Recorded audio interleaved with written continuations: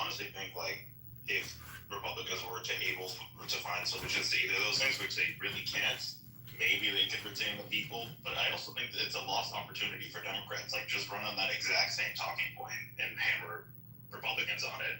But anyways, I'm done. It's a good. Sorry, mother. What did you say, Omari? I'm No, sorry. that's a good point. I don't want to call you my good mother. Calm down. Calm it down. So, No, it's so many Omari, differences. calm it down. Calm it down. Calm it down. You know what? Fuck you, Omari. Is that better? Calm it down. Yes. I know my mother did. Calm it down. What's really revealing what you said is that Republicans, and it just makes you guys look foolish. I don't know if you were trying to do that or just maybe it's the truth. So they have to do nothing. It has to be something driving this force, because what the Democrats are trying to do and achieve, giving health care, giving you food in the form of SNAP benefits. We shouldn't have to argue about food in a fat ass country with people using drugs to get skinny. We shouldn't have to argue about that fucking bullshit. But Republicans are cutting food. Is that the way to give us the diet without the Ozempic? They're cutting education. The FAFSA was a fucking mess this year, right? They reduced the Pell Grants to beat the kids who want to go to school, but you're always harping about, oh, you did that, go get an education, you better learn how to reprogram robots, you better go to do this, you better go do that. We got too many foreign doctors coming in the country. You better go to try to go do this. You're standing on the street corners, you're wasting the time, you're not doing nothing, you just got your pants hanging. Won't help the people that want to truly go to school and fill these jobs. Lisa, About these people who are coming here to work in these positions that need to be, you cannot no longer walk around here and not be qualified enough to fix the computers, to fix the robots, to be able to do the AI work. You cannot just walk in off the fucking street of playing computer games in your fucking basement and think you're gonna do these jobs, but yet they're cutting Pell Grants and making these kids take out more loans. Everything you guys touch turned to shit, okay? Nobody is in here talking about, okay, so let's get the schools together.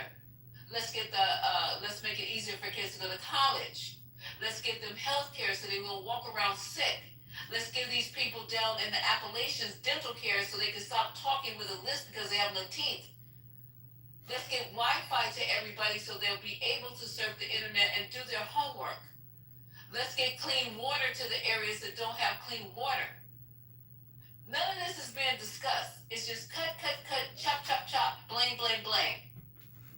At least the Democrats were trying to help the people. Where is our tax money going now? What am I putting out this kind of money every fucking year for what? For whom? Breaking news, Lisa. for Trump, actually, you're putting this into breaking news. Trump answered your question. He just boosted funding for HBCUs. Holy Ran cow. for white colleges. Thank They you. literally just cut HBCUs. What do you even say? Let's They just cut hundreds of millions. go bring this Smith up. Okay. Linda McMahon just did this. September 15th. Read the article, brother. Read it. Okay, does anybody know the true story? Does anybody in here, did you guys take the time? The money that he took, if you're talking about already from most minority schools that weren't following whatever bullshit, and they had taken money from HBCUs before, so basically he was giving the money fucking back. Right. The fucking 2-part month, they fucking, That's not the full story. That's not the full story. Omari, you mentioned that he did no tax on tips. What people don't know is that expires December 2028, so like a month or maybe 3 weeks before he leaves office, that no tax on tips and OT expires. It's not as You know they're gonna renew it. You know they're gonna. We don't know that. The Democrats will be approved. They don't. We need to we need to break down the what Omari was talking about with this. You know, this will go toward, quote, directed away from, quote, ineffective and discriminatory programs toward those which support student success.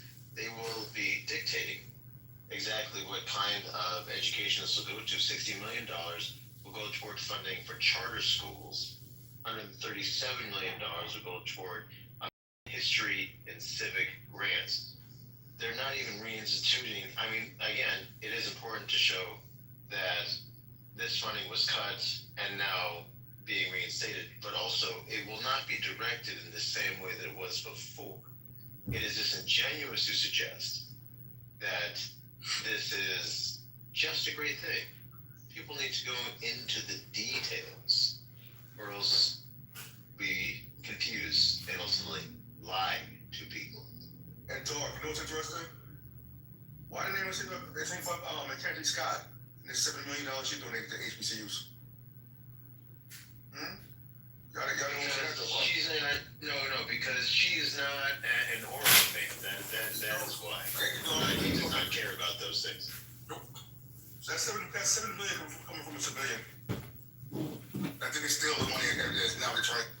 And Omari like headlines, he don't read shit. He just like this. I was just going by the conversation. I was like, I know y'all didn't talk about it on the 15th, but I just thought I had that article in my back pocket for y'all.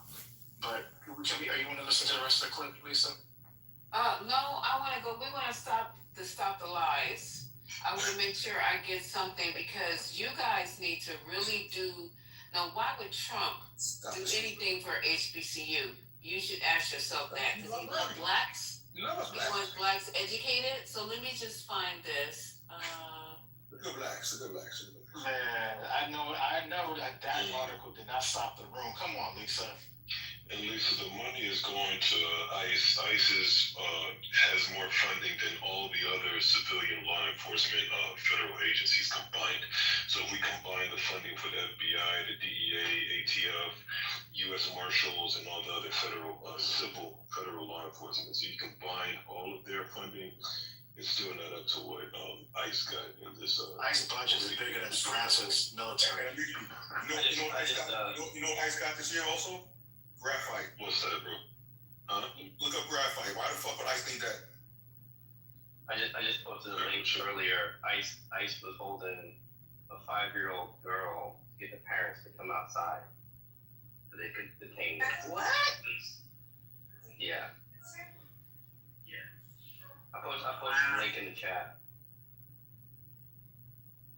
And why after a white boy murders Charlie Kirk, HBCUs have to go on lockdown? Try to kill two birds with one stone. Keep saying it. So Haitian, that's Israeli spyware? Yep. For ICE? Yeah. What do you need spyware for? Y'all think I'm crazy and shit. Try to drop little gems here and there, but they've had it for almost a year now, bro. I heard about it. This is cool. And there's not, but out of all the agencies, why would it be ICE? ICE, exactly. Why do they need it? Wow. Everybody can inner city, and ICE doesn't stand for, ICE really stands for inner city enforcement. Everybody read what Mike P put in the chat. Oh, Lord. I literally said that to him yesterday. He literally took my exact words I did and not. put it back in the chat against us. Why are you censoring Boy, what is wrong with you? I did not. You are a cold brain. I literally said that in the chat yesterday. Absolutely, and I'm gonna go find it, and I'm gonna put it in my PTR. There you go. You can't even think on your own, nigga. You can't even think on your own. I'm going to get it because I said that exact same thing yesterday, and now you gonna put it in the chat like it was original from you. Nigga, you ain't worth a damn, and you ain't shit. You're right. You can't even come up with your own. You can't come up with your own sentence. You're just censoring. You are a dumb. Okay, let me go get it. This is hilarious. Well, he might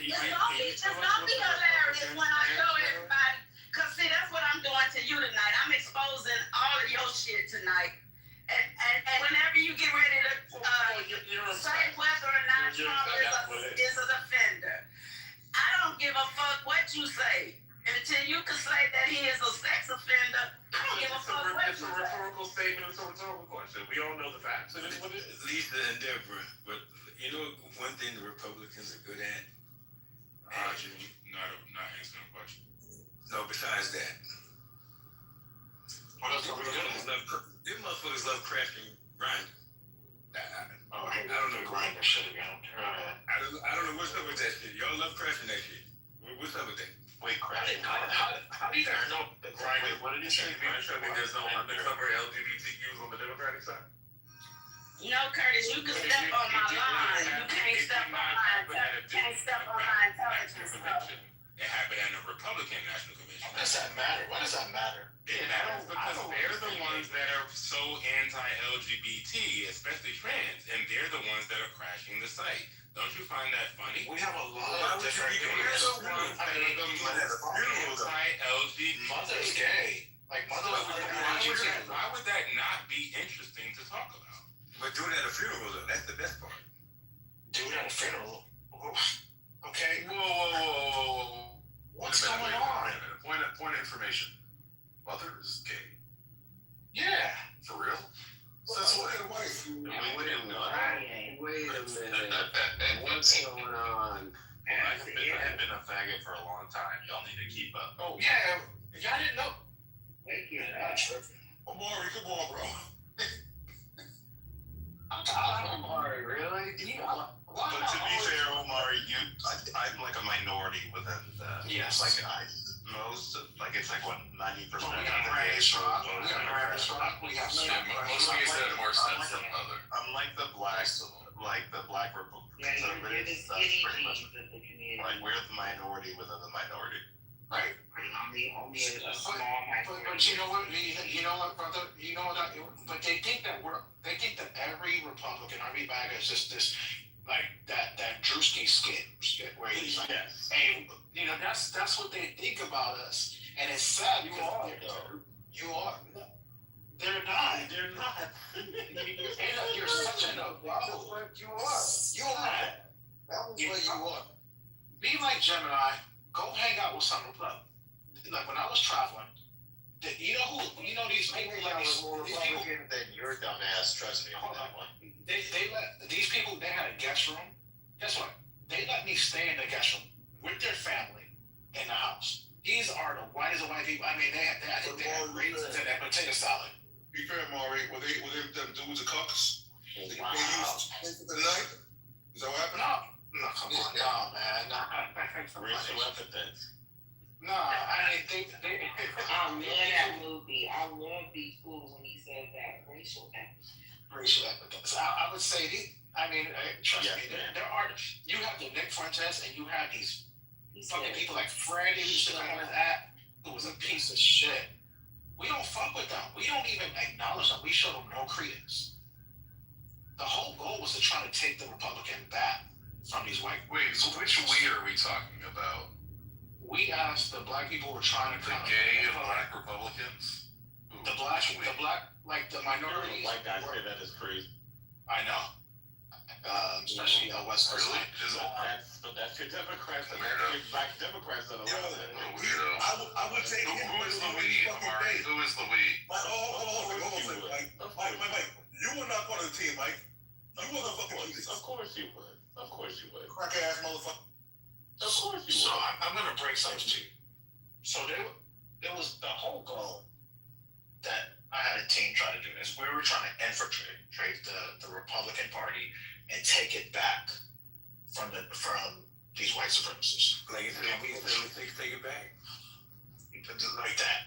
Right. So we was trying. So when they were doing the first step back was with Tim Scott. There was her name was Dr. Tamara. Right. They were doing that in 2017. They were starting that. They were working with Van Jones. They were working with other people. The goal was to try, and it was they're also building tiny homes and shit around Arizona for veterans and shit like that. Was part of that. I will tell you this: we tried hard to really get black people to join the Republican Party. We tried to get people to run for office. We had people like Aja Smith. I can show you a picture with her that I took with her. We was trying to get a lot of these black people. If you look at my picture roll, there's another person. She's in my picture. That's not my wife. That's someone that was running for office. We was trying to get events for them. We tried. We tried to bring them back to normal. Yeah, but you knew where you fucked up? We fucked up thinking that we would get we could take over that party. When you said Tim Scott, that's where you're fucked up. Okay. Omar, too, you said take it back. You said take it back from the white racists. Like, what do you mean take it back? Like, so you just want them to go back into silence, but you're cool with them Before we're talking about before the Southern strategy. Before the Lily Whites. Oh, come on, you going that far back? Really? Yes. 1776. We're trying to take it back before. We're trying. The goal was to try before that Southern strategy. Before that Southern strategy, where they pushed, where those Republicans were doing the dog whistles to try to get the Dixiecrats to vote Republican. We're trying to do the opposite of that. That's all. That was the whole goal. I'm not. I realize it's a lot more embedded into it. It is. Come on, brother. Leave the dark side, brother. Come on, leave the dark side. Come to the light. Come to the light. There's no light. There's no light on their side either. I don't know what we're gonna do as black people, but we gotta figure something out. So I was trying to, we gotta figure something out because we seem to be confused.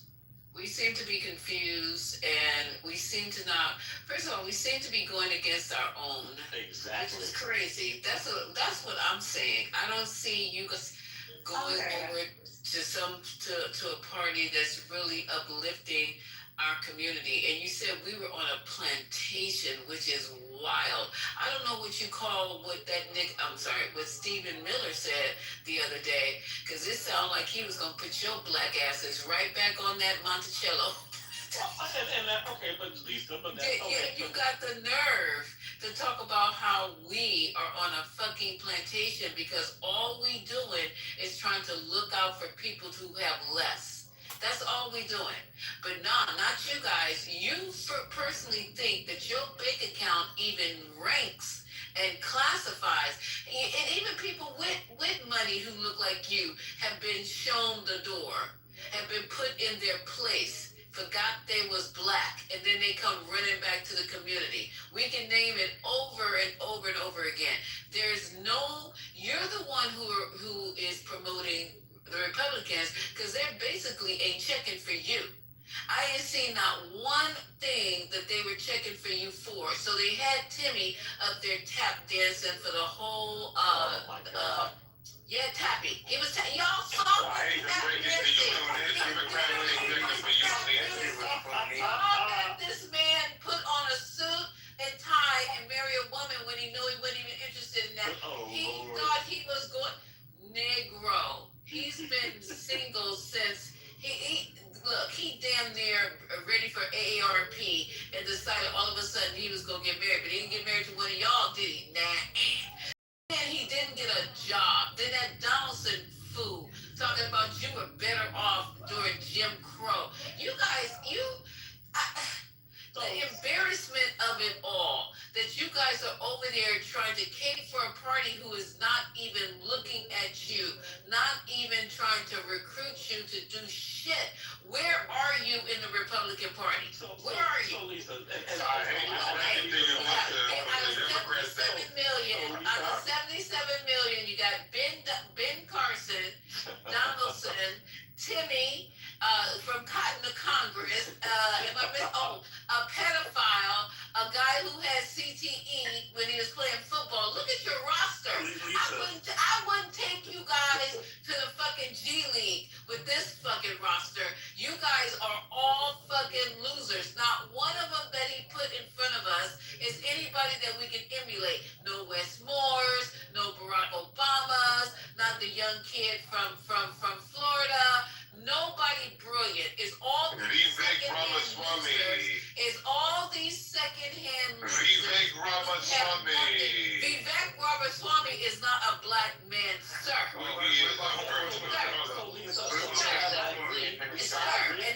Vivek Ramaswamy is height challenged. Okay. The Democrats ain't checking for you neither, Lisa, just so you know that. Democrats ain't checking for you. Not black. The Democrats have always been checking for black women. No, they ain't checking for you. What you mean always? Stop screaming. Stop screaming. What you mean always? Stop screaming. Can I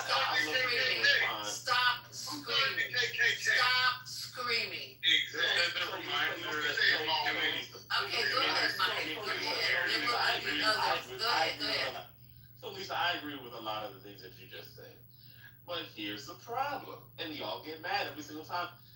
And first of all, your first point when you talk about black women, see, there's the issue. You have to have something for black men. Then the second thing is that we don't have anything for black men because you don't show up. No, but you can't. No, black men did show up actually. Oh, they did? In the 80%. The 80% They of Kamala Harris. Okay, But great. you wagged your finger at them the whole time. I wagged shit. No, the Democrats did. The Democrats did. The Democrats wagging their fingers. Let me tell you why. You call black men misogynistic. You call black men hateful. Barack Obama, they were all doing this. They came out and they. Who said black men were misogynistic and hateful? There were many different articles from many different black women on major publications. I can post those in the chat. Where they were calling black men misogynistic because we had questions about Kamala Harris in terms of whether or not she would be a viable candidate, so on and so forth. Absolutely. All right. And it had nothing to do with it, right? And so, what you're doing is that when you sort of alienate a particular group, and there's a bigger conversation because it's not just about the presidential candidates, whether it be Donald Trump, whether it be Kamala Harris. That party, there is a lot of distrust that people feel about that party that just goes unaddressed. Okay, That's what Mike, we gotta talk about. But Mike, earlier in the conversation, kind of contradict yourself because you said it just full-throatedly that the new converts to the Republican Party don't have to do anything. You know what I'm saying? I stand by that comment. I stand by that comment. Yeah, so isn't that really the definition of slavery? Like you're working without any compensation. You're voting, you're supporting them, you're really singing their praises, and you're not getting anything in return. So how is that any better? No, but and I can understand it. But the thing is that when you have the Democratic Party, you can understand what. I can understand where he's coming from, but when you have the Democratic Party, that you're supposed to be the bastion for progressiveness and for excellence. You're supposed to be doing all of these things for people of color and so on and so forth, and you still have the same issues that black people have been dealing with for decades and decades and decades and decades, and essentially became. I beg your pardon? What are those issues? Can you name them? I mean, you have black people that are being killed and shot in broad daylight. You have police brutality. You have black people that are still, you have racism all in terms of looking for jobs. You're admitting that there's racism now. We're getting somewhere. I never denied. When did you hear me say that there wasn't racism? Admitting that there's racism. Wait, when did you hear me say that there wasn't racism? No, because you let. Manfinity, you want to jump in? Is he still the same? Okay, because I never said. There you go, Manfinity. He said that MAGAs say that there's racism in this country. Manfinity, are you awake? Hello? I'm wide awake. Y'all MAGAs are falling apart. Y'all get off script. Did you just say that? You just don't really know my pivot for real. Lisa, did you just say the Democrats have always been for black people? No. We're not just saying. Oh, you don't want to go back to what you just said. No. I don't want to go back to what you just said. I woke you You up see from how he reading the tried to MAGA flip the script? You Bible. don't want to go back to what you just said, though. From reading the MAGA add to a Bible specific because question. he just Oh, said. you don't want to go back to what you just said, right? You see this? I'm not gonna argue. You want to ignore what you just Your said. other MAGA Do you want to ignore what you just said? Stop yelling. Stop Answer yelling. the question. Stop yelling. No, Did you my wanna question, ignore I what you was just said? asking you a question. Don't ask me a I'm saying, do question you for a want to question. ignore what you I just said? just You want to took take you it back? off of reading the MAGA Bible, the Trump Bible, because your other MAGA person came off script. He said that there's that this country has racism. Do you not, that's not what Manfinity says. That's not what Manfinity says. So you gotta Manfinity get and off Mike are two script. people that are different but But individuals. no. You said that before, Manfinity? No. He did. No, but Now we got one MAGA saying that there's racism. We got another MAGA saying that there is. We got another MAGA saying. You know how many times you disagree with the people on your side of things? Go ahead, y'all. You disagree. No. Go You ahead, disagree with a lot of things of what your people say. All your people on this stage don't agree. You don't agree with everything they say. Just because y'all vote for them. But can you clarify, Manfinity, that there is racism, right? Manfinity, can you I clarify? said race. Because race doesn't exist. Just It's because it's no. not, Hear me out. no. Hear me out. Because it's not biological doesn't mean you created it. So it Hear me exists. out, please. Yes, it's not biological. Hear me out, please. It's a social construct that Whenever I say that, it's the deeper spiritual truth. I understand that we live in an existence. Now they gonna Yeah, you bring can me say here we fire. go because you don't want to deal with No, I'm just saying, I'm just letting everybody know you're you, getting you over there lying with the fact that Democrats lying. always good for black people. No, they haven't. They started the KKK. Oh, So let's get that straight. But anyway, let's get that straight. But anyways, Ron, the thing is, but she likes to do it. Now you gotta talk Excuse me, no, I'm about gonna finish my point. She's trying to crawl me out. There's a spiritual reality and there's a physical reality. Excuse me, I wasn't done talking. I'm glad I canceled my cable. Go ahead, babe. There's a spiritual reality and there's a physical reality. In the physical reality, race exists. We live in a world that is conscious of race. Whenever I said that racism doesn't exist, it's speaking in the spiritual sense. Oh, Racism I wasn't finished talking. You ever heard the term? Let me finish my let point. him finish, you guys, because he's screaming. You know what happens when they start screaming. We all know, if you're a Christian, you understand this term right here. You can be in the world, but not of it. So yes, I'm in a physical realm. I understand that race is a conscious, real thing on the physical plane.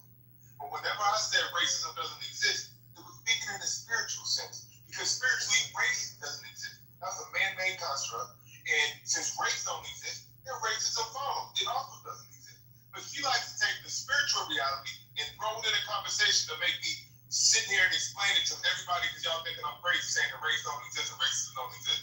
In the physical sense, sure it does. In the real sense, spiritually speaking, it does not exist.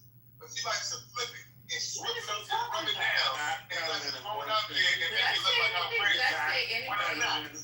I just said you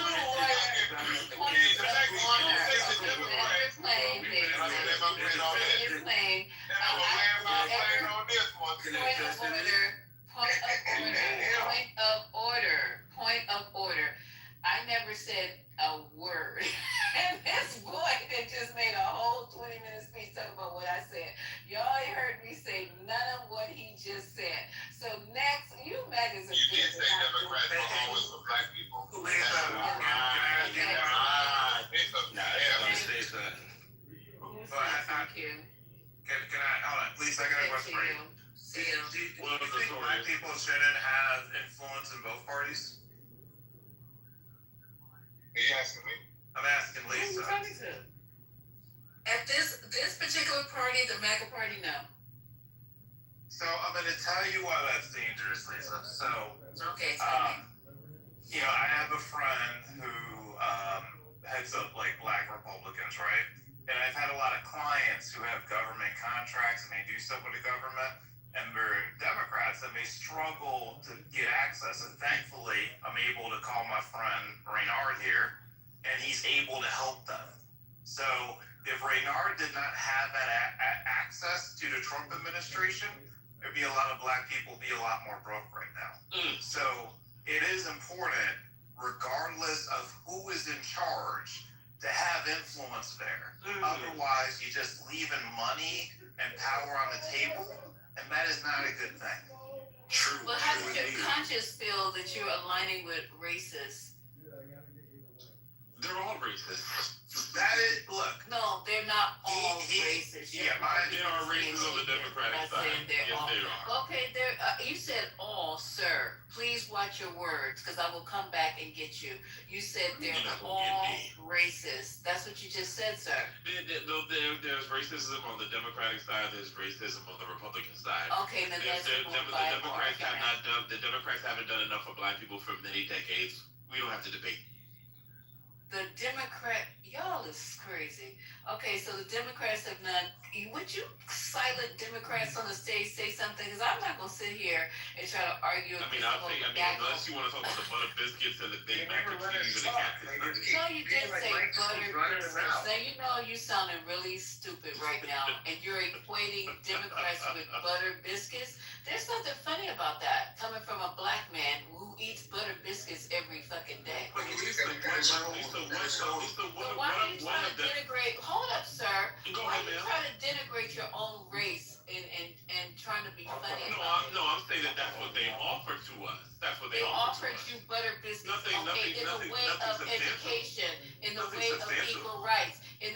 of civil rights, in the Benign way of neglect. healthcare, They also in gave the us way benign of, neglect. okay, so Trickle I down, understand what the trickle fuck down, you're yeah. talking about. Mike, I thought I was talking to Lisa. I thought I So was Butter talking to Biscuit somebody. sounds goddamn good to me right now. You It's say tasty shit, as hell.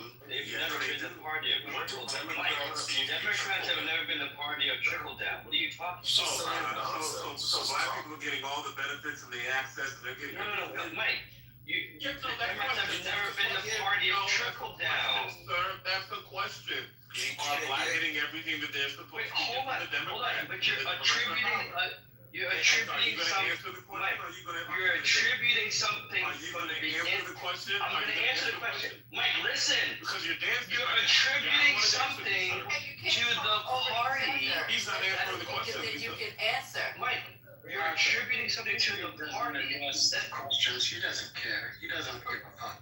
Just have the back and forth. I'd like you to jump in and help me when you see them attacking me about butter biscuits. Lisa, I wasn't attacking you. Come on now. You know I got respect for you. Don't. Every single time somebody says, Lawrence right here, has got something to say about it. You know, we're not letting other people talk. Okay, so we are going to let people talk. No, I'm just saying, you made a statement that the Democrats have never given trickle down, when the Democrats have never had that as their, like, what they were about. That's always been the GOP. So that right there negates anything you have to say, like, question-wise, because they've never been a party of that. Like, why would you attribute it to Democrats? That's always been the GOP. So when I'm talking about trickle down, I mean, obviously there are policies that have been established, but then we would see where, or, there was, funding that needed to be allocated, so on and so forth. You used to have others were able to get those things, and then black people were basically getting the crumbs. That's basically what we're talking about. And yet still the net of it, let's just talk turkey. Black people are still not black people should be applauding right now. Black people are still underserved. Black people are still not getting all of the benefits. Right, you're gonna say that and just watch black people are still even when black people are qualified, even when black people are qualified, black people are still not getting hired for these jobs. It And that's goes on racism. and on. Hey, These things Mike, happen. That's racism. That's what to deal with the Democrats. Hold on. Complaining. I don't need people talking over me while I'm speaking. And so these things happen under okay, no problem, Lisa. But these things happen under the Democratic regime, and so Okay, so you black guys don't men, want to answer. attention black men, now that Trump is in, you can go and get you a job at Lehman Brothers, and you can go and get you a job on Wall Street. Just show up in your fucking saggy pants and your Timbs, and they're hiring right now. Look at that. Why we gotta have saggy pants, Lisa? Under the Republican Party, y'all go get all them jobs that you ever Lisa, why are you doing had fake news? without the fucking qualifications. Go right ahead, they're hiring. You trying to make it seem like the Democrats can stop racism. The things that you're naming that have to do with private corporations have nothing to do with the Democratic Party. I don't understand. So now you think everything is okay. There's an equal playing field now that the fucking Republicans are in. Go try it. And wear a GoPro when you go, so we can all be here and watch you get that fucking job on Wall Street, that fucking job at Google, that fucking job at Apple. Just wear a GoPro.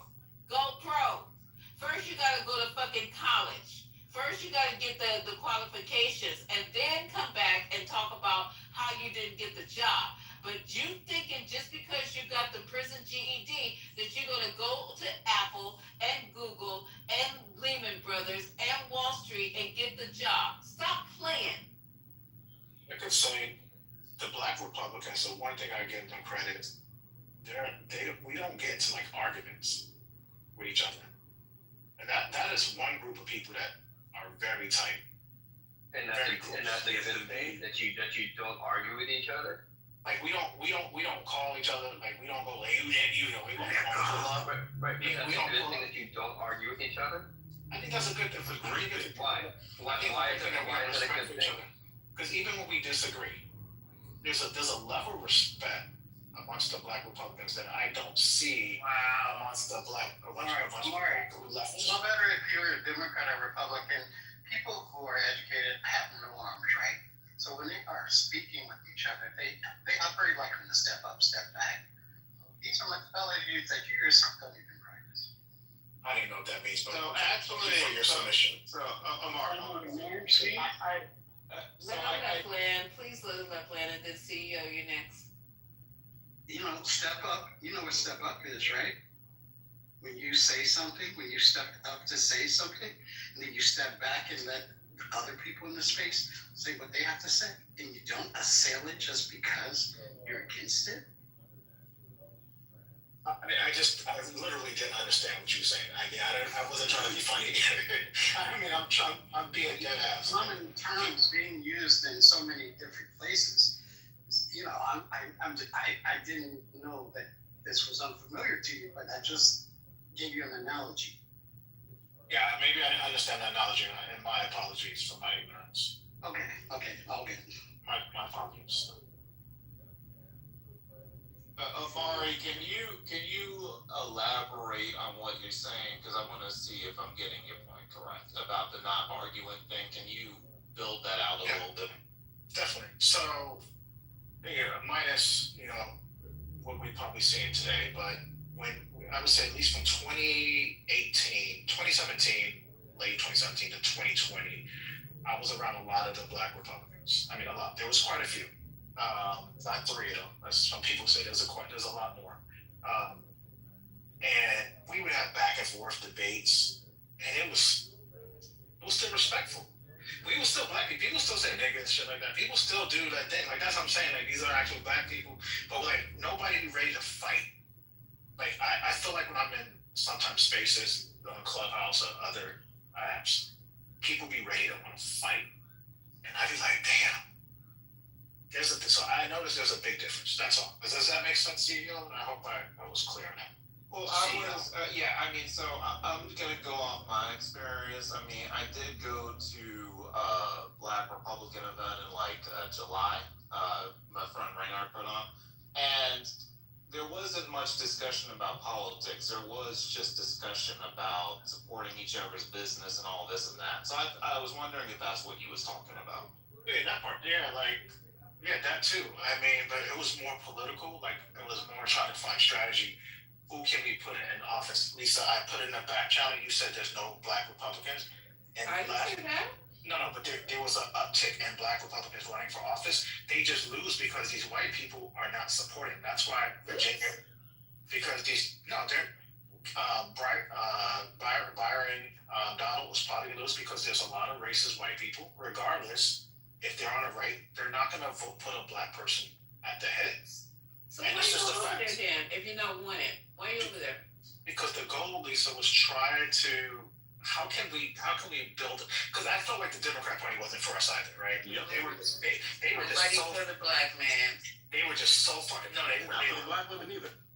No. Well, yeah, obviously, yes, darling. So everybody has hold on, bro.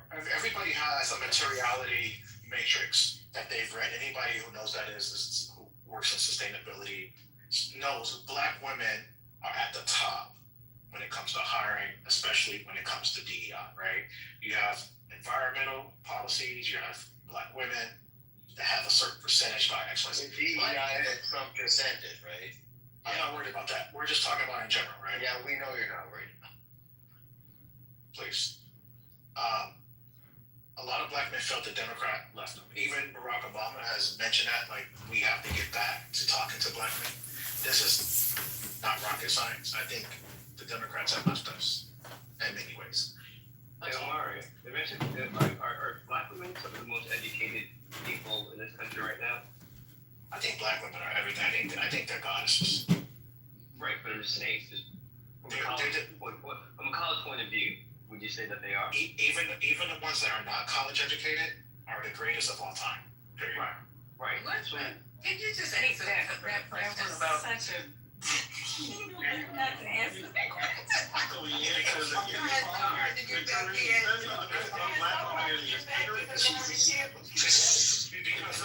never knew the Democratic Party is never.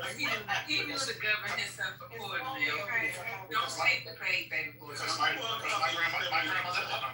grandmother Charlotte didn't have a college degree. Came to New York, got a job at MetLife, and let me tell you, she was one of the smartest women on this planet. Did crossword puzzles every day. Most educated. Black women are the most educated. You talking college? Yes. Yeah, they're the fastest rising one. That was the answer to the question. But black women have always been smart, even going back. That's the answer to the question, so we can progress. So if you're talking about what Charlie Kirk said, I don't agree. If that's what We're not even talking. He just asked you a very basic question. All you have to do is say yes they are or no they're not. Yes, they are. Sorry, I always think those trick questions coming. Sorry No, about that. sir. Sorry, I need to see. That's where we need to talk more. That's why I love this space. Well, we love having you, Amari, because You have the constitution of a bull, of a rhino. I'm a Taurus. Oh wow, okay. So what we were discussing here, and we got off of Trump, but that's fine because we got Trumpers on stage, and we always are glad to see you guys on stage coming up and giving your. I'm sorry, giving your very unusual and distinct viewpoint on what's going on with the Republican Party. So let's circle back here. Now, you're telling us that the Democrats, we've had this argument so many times, and I think I want to do this, but I don't want to do this because I know you guys know, and I know you're just playing in my face. All the things that the Democratic Party, since we switched from the Republican Party, we got kicked out actually, to the Democratic Party. And you're trying to tell us that the Democrats have done nothing for black people. And it's just ludicrous because you should know better. You're too old. You're way too long in the tooth to be in here talking this bullshit that you guys are talking. Right? Well, Lisa, can you clarify? What do you mean the kicked out part? I'm not following on that. When there was a switch from blacks being Republicans to Democrats, come on, CEO, you know. Well, no. So let's talk about that. So blacks voted about 36 Republican for Richard Nixon in 1960, right? And then it changed in 1964. It dropped all the way to 4%. But that was more so because Lyndon B. Johnson really campaigned very heavily for the black vote, right? It's not the case that the Democratic Party at whole did that. It was Lyndon B. Johnson specifically, because even if you look at the Civil Rights Act, the percentage of Republicans that voted for it was higher than the percentage of Democrats. You can look this up right now. But it was Lyndon B. Johnson. It was Lyndon B. Johnson specifically that did the job of switching things. And then over time, it continued to go that way, but it wasn't a rejection at that time by the Republicans. That's not true. So see, wouldn't you say that FDR also had contributed to the black voters shifting over? Well, I don't know. So I haven't studied that, so I don't want to speak on that. Howard like LBJ did. LBJ went to Howard. So under the new deal, that many black voters started to switch over to the Democratic Party because of economic programs. Like Medicare and Medicaid. Well, yeah, I mean, so clearly, like, 36% from Nixon, isn't a majority of black people, but it's still a significant portion. So, I don't know what it was. So, if you're saying FDR is what took it under 50, again, I'm not familiar with that history, so I'll take your word. That's true. The lily whites pushed the black people away. And a lot of Republicans, especially MAGA, like to talk about the KKK and Democrats, but they fail to talk about, to push the Southern strategy. They won't even, like Prager, you and them won't even acknowledge it, and it's dishonest. Even though they say only one person switched, which I believe was Strong or whoever it was that switched. If you look at the voters, So during 1930s, we had a 10% to 30% shift. And then 1940s to 1950s, we had a 40 to 45% shift. And then in the civil rights era, we had a 70 to 80% shift. So Mark, why try to change a party that doesn't want you versus trying to strengthen the party that better supports you? Well, I just said this earlier. You have to have influence in both parties because at some point the other party will be in power. And you can't just say, oh shit, we're in power, we're just gonna completely fall apart. That's not smart. exactly, it's like playing Madden. You gotta be in the game to play the game. The problem with that is that it hasn't worked. Like that idea, like in practice, like maybe you've got a friend who helped someone once. Like I'm not doubting your anecdote, but en masse, like that has not worked.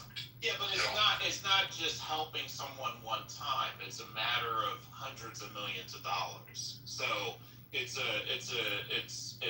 meaningful, and it's meaningful to, you may say hundreds of millions of dollars ain't that useful, but it is for the people that it impacted and all the people who are employed and all of their families, right? So it does matter. Like, it's better that he exists and he's able to help some people than if that influence isn't there. The problem with what you're saying is that if, like, let's just say that Connell had won 100% of black people and that the turnout had been higher. There's no doubt that there would be way more money flowing to black people from doing that than like having some minuscule influence within the Trump administration. That's not even close. Now, there can be other reasons why you wouldn't vote that way, and I respect that people are going to vote the way they want to vote. But it's just like if we're talking dollars and cents, the amount of money that was stripped out of black communities in the quote unquote big beautiful bill is massive, and it's particularly targeted. And that's to say nothing of the outsized impact on black people, particularly black women, and like the Doge cuts and the other cuts to government. Yeah, but Harris got what, 87% of the black vote, right? Is that about right? 92, I thought. Yeah, I think 92 is right, but sure. Whatever, Okay. very high. 9 and 10 Okay. roughly. Okay, so it wasn't the black vote that I hovered back. It was the I agree. No, I agree. Black I wasn't making that point. I was Yeah, just making the point that if it had been 11%, the turnout had been higher. but there's already an unreasonably high amount of black people voting for one party. Like, I don't know how much higher you could expect it to be. Yep, that's a good point. But again, But that's not the point that I'm making. That's not the point that I was making at all. The point that I was making was if you're talking about dollars and cents, which is exactly what you were doing, right? You were talking about hundreds of millions of dollars. And what I'm saying is if that's the point, then as a thought experiment, the difference in terms of the value, like we're talking about billions of dollars, maybe even tens of billions of dollars that have been stripped out of black communities and have been moved away from black working families because of Trump administration policy choices. Your Honor, when I say, wouldn't it be better if you had more people who were like black Republicans on your side, or at least on the other side of the aisle, working with you versus what you have now? I think you would have more bipartisan How is legislation. Tim Scott working with us right now? Tim Scott has tried to work with the Democratic Party several times. One was he went to try to get the policing, the bill. I forgot what it was called. The bill. I can't think of it. I have to Google, as Patty would say. But he did, after George Floyd, he did try to go, and he was turned down. But that's a whole other subject, right? I'm just saying. I think It goes to what you were talking about. but I do, Arthur, believe like someone like myself, I might have more conservative social views than what the average Democrat Party. Look, you guys have people on the far left, but not everybody's on the far left. You have a big tent party. What's wrong with like CEO said? What's wrong with the Republicans having a big tent party? Don't mean that we're supporting Because they generally haven't been a party that's accepted us. They have not been a party that's wanted us at the dinner table. I'm glad you guys brought that back to what we were talking about. So can you just give me a minute for this? Because I knew what I wanted to say, but this is going to say it better as far as blacks voters that leave the Republican Party. And thank you, CEO, for adding that, because what you said was true. But just just indulge me just for a minute here.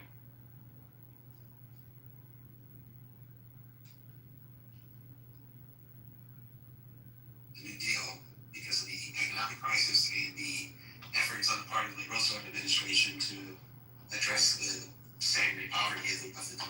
In 1964, black Republicans assumed they would back New York Governor Nelson Rockefeller. Oh, wait, hold on. I don't know why that did. Sorry, you guys. It just went and started playing something totally different. Hold on for just a second.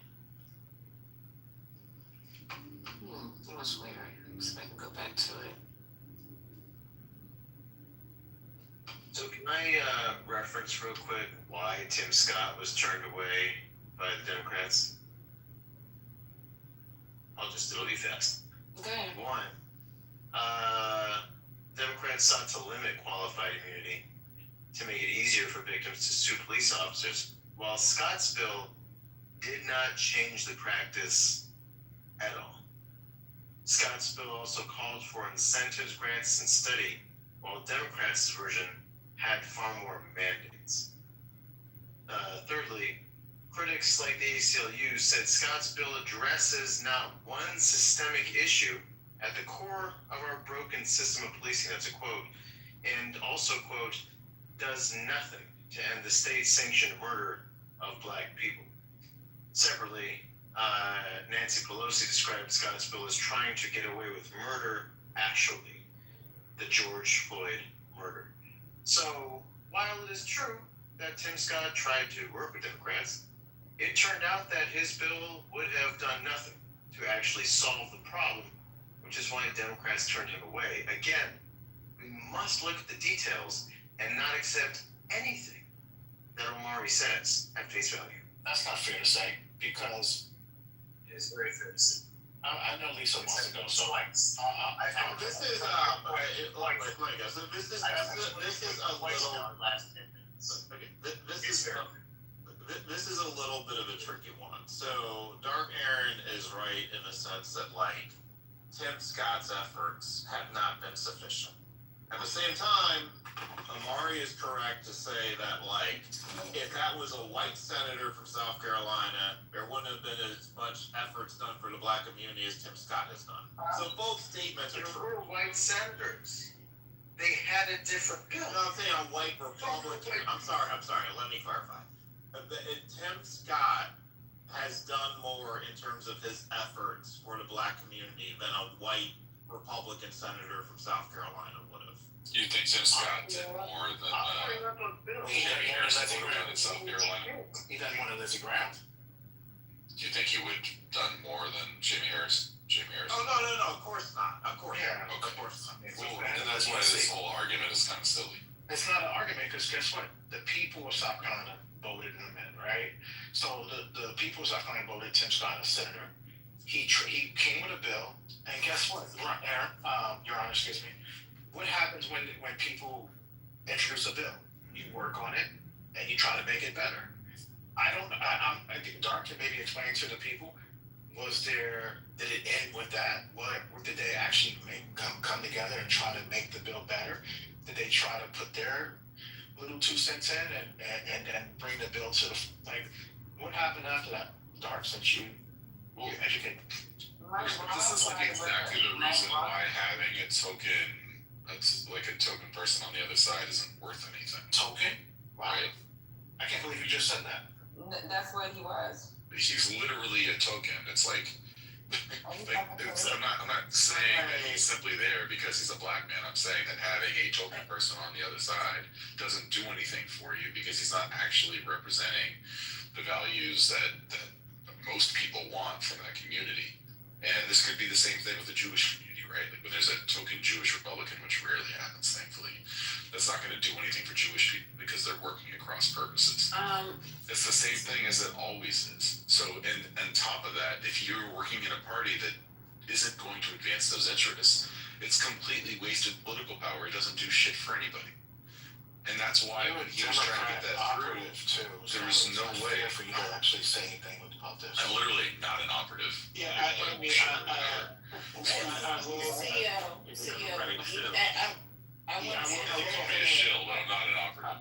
hold on for a second. CEO asked me a question, and I'm trying to answer it so I can move on. I told you that black people were evicted from the Republican Party. Can I just do this, please? And then I'll let you guys get back to that important piece of conversation. Hold on, CEO. This is what I'm talking about. Just Let's go to let it play out. What's up, Anthony? How you doing, Mr. King, Ms. Reese, how are you guys? Hi. Good. This is more of a question. I heard you mention that black folks were kicked out of the Republican Party. Could you expound on that for me? Oh, wow. I've talked about this a lot, but I'll try and give you a brief history. So let me try and make it as plain as possible. Anthony, thank you for your question. Black folks, of course, began as Republicans. After the Civil War, the majority of black folks were Republicans. Sadly, black women couldn't vote. You have folks like Frederick Douglass and Bishop Henry McNeil Turner and Hiram Revels and Blanche Bruce. And they were supporting the Republican Party because that was the party that slavery was ended under the Republican Party. Now, of course, Abraham Lincoln was hesitant when it came to slavery. He was forced into glory, as they say, but that's a whole other story.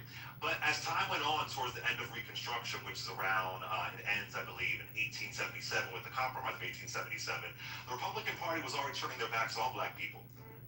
They were stabbing black folks in the back, including a guy who I do like, I like to some degree, President Grant. They were tired of having federal troops down in the South to protect black folks from white violence. I know we often hear about Tulsa, we often hear about Rosewood, but there was countless black towns and communities that were being burned to the ground via white violence. I encourage you to look up the 1875 plan in Mississippi, where they basically kicked out the black elected officials and took it over. But let's fast forward. Black folks still hold on to the GOP. They're standing by the GOP. Then we get to the 1950s, brother. And in the 1950s, you see the Republican Party. Let's talk about region. You see Southerners transitioning to the Republican Party. Southerners. So it isn't always about the D or the R. It's about the region. And then when you have Lyndon B. Johnson and JFK to some degree putting in these civil rights laws, they basically lose. They lose the South completely, the Democratic Party. And I'm going to give you a quote from Edward Brooke. He was the first black senator elected in 1967. The first two were appointed. This is a black Republican, Anthony. He says, he says it in 1964 because he sees this split happening. Senator Edward Brooke says, you can't say the Negro left the Republican Party. The Negro feels he was evicted from the Republican Party. Right? How were they evicted? Look at the 1964 RNC convention when Jackie Robinson committed to Hitler's Germany, saying that folks were being called the N-word. Black folks were not being allowed to be. There's a great guy named George W. Lee, who was a longtime black Republican, and he wasn't allowed to speak. And there was these proclamations that this is now the white man's party.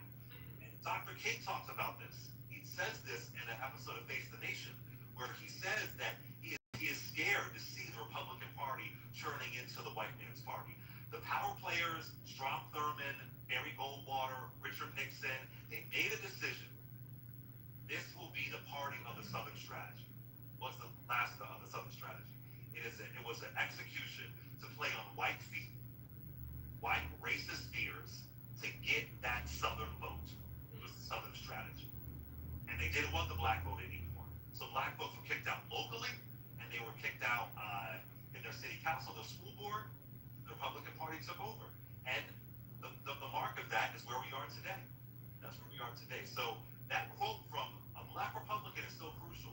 The Negro was evicted from the Republican Party. We were kicked out. We were unwanted. It's the reason why Dr. King supports Lyndon B. Johnson. It's the reason why Jackie Robinson, the iconic Jackie Robinson, a famous black Republican, he says that President Richard Nixon, will be quote unquote deaf to the blacks. He was right because Richard Nixon puts in his war on drugs. So the white power players in the party made the decision to kick out black people. That's why you can't be mad at us. We don't support y'all because we were kicked out in the 1950s and the 1960s. Then I could go on and on when you have, it continues with Ronald Reagan opening up his 1980 presidential general election campaign in Neshoba County, Mississippi, where civil rights workers were killed. I could go to George Bush, where the second Bush, he files a voting rights lawsuit, DOJ, I should say, against a black man in Mississippi, decided to veto the 1990 Civil Rights Act. So it's been a long history of racism, of letting us know you are not welcomed here. Right. Now, I will say this, Anthony, if this were 1868, I'd be Republican. I don't have any loyalty. Yeah. The party is going to protect the most vulnerable. Then lastly, Anthony, I'll go to you. When President Barack gets in office, maybe that was it. That black Barack Hussein Obama and his wife, Michelle LaVaughn Robinson, and they upped the ante even more for their Southern strategy tactics. So again, don't blame us for not supporting this party. Y'all kicked us out. You kicked our grandparents out, our great-grandparents out 60 years ago. You've continued a legacy of explicit racism. Are Democrats perfect? Hell no. No, definitely not. God no. I will critique Democrats left and right. But the Democratic Party where it is today, it's much better than it was when I was a kid. There was no Jamal Bowman in the Democratic Party when I was a kid. There was no Ayanna Pressley when I was a kid. There was no Malcolm Kenyatta when I was a kid. Who's your man? Oh my gosh, your friend Reese in Cali, in Stockton. Michael Tubbs. Michael Tubbs. Mm-hmm. There was no Michael Tubbs when I was a kid, right? So I believe that if we take over the Democratic Party the way that the MAGA folks, the Tea Party folks, took over GOP, we can have significant progress. But is it perfect? No. But do they want us in their party, the GOP? No. It hasn't since the 1950s and 1960s. Anything want to add to that, Reese? You know, I've given that speech a few times. You've heard me give No, this. I mean, like the bottom line is, there's so much evidence that is not happenstance. Like it's not a coincidence. Oh, we all magically decided at the same time to switch affiliations. It's the same way we didn't all magically decide to have negative views about this person. It's disinformation, or we didn't all magically decide, not all, but you know what I'm saying? Like there's a way that black people have been systemically targeted throughout history to create these shifts. And sometimes it shifts to our detriment because they're trying to keep us, like for instance, away from the battle box, keep us away from things that empower us. And then sometimes it shifts because look, we got to survive. I mean, Tim Scott said we survived slavery, child. So I mean, we got to survive the damn Republican Party in 2023 and before then. And so, you know, I think people just really try to portray it as a zombie move as opposed to a self-preservation move. And at the end of the day, I ain't hearing nothing in debate 1, debate 2, or from any of these Republicans in their home states where they are governors or senators or whatever the situation may be, that indicates that they will not be a threat to my black life, my black husband's life, and my black daughter's life. And so for that reason, they're disqualified from anything that I would ever be considering point blank period. Okay, that's my answer to you. Yeah, I mean, so that history is such an oversimplification. It's hurting my That's heart. what we're trying to do. So, the so folks here- can get it. so That's here- what we're trying to do. Okay, so here, Simplify it. So but here- people like but we you, need to not have- you, but but we people need- in but the we need audience to can have the understand. truth. Put it where the ghost can Okay. get it. Well, we need to have some truth here, okay? So, Oh, that's not truthful. civil Oh, rights, okay. yeah, it's not complete truth. So, here is the vote for the Civil Rights Act in Congress. 63% of Democrats supported it. 80% of Republicans supported it in the House. In the Senate, 69% of Democrats, 82% of Republicans. The numbers were much higher in the Republican Party. Now, what happened was Barry Goldwater voted against it, and then Barry Goldwater got the nomination, and Barry Goldwater decided to shift the Republican convention strategy, right? So this was a candidate making the shift. And because Barry Goldwater did that, it obviously shifted the dynamics, and understandably, the black vote went from, and I looked up the actual numbers, 32% for Nixon in 1960 to 4% for Goldwater, right? And then when that happened, that shifted everything going forward. But it's like an oversimplification in terms of how it was framed. This was one candidate that decided to do this, and it had permanent consequences to it. Does anybody disagree with what Clay said about the blacks being kicked out of the Democratic Party? Oh, okay, thank you. Okay, y'all Kicked go out back of to the arguing about. Democratic Party? You I'm said sorry, kicked the out of Republican Party. I misspoke. Because we were. Go ahead. So y'all can go back to talking about the Stephen Fetch's amendment for Republican Party right now. Lisa. Go ahead. The tokens. So, I agree with. So I got that can I go out that letter way? Anybody?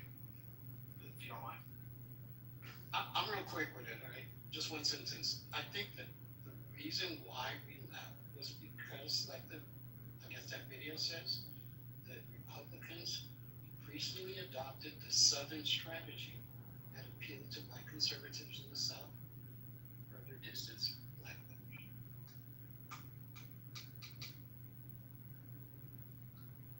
That's true. I just wanted to play something. Goldwater did this. This is the thing that you seen it was it was Barry Goldwater. Do we not what is the disconnect with what I'm saying? Okay, all right. So go It ahead. was Barry Goldwater. It was all three. It was Nixon as well. Nixon played a big role in it too. No, but Barry Goldwater was the catalyst for this. And then guess what? When you have a shift from that, where you only win 4% of the black vote, yeah, they kept that going for because you had lost so much. Goldwater basically jacked up the entire thing. So at that point, they thought there wasn't any momentum getting that back. And Lyndon B. Johnson invested so heavily in the black vote, it just went down like that, right? It got a little bit better. It got up to 13, 14% with Dole.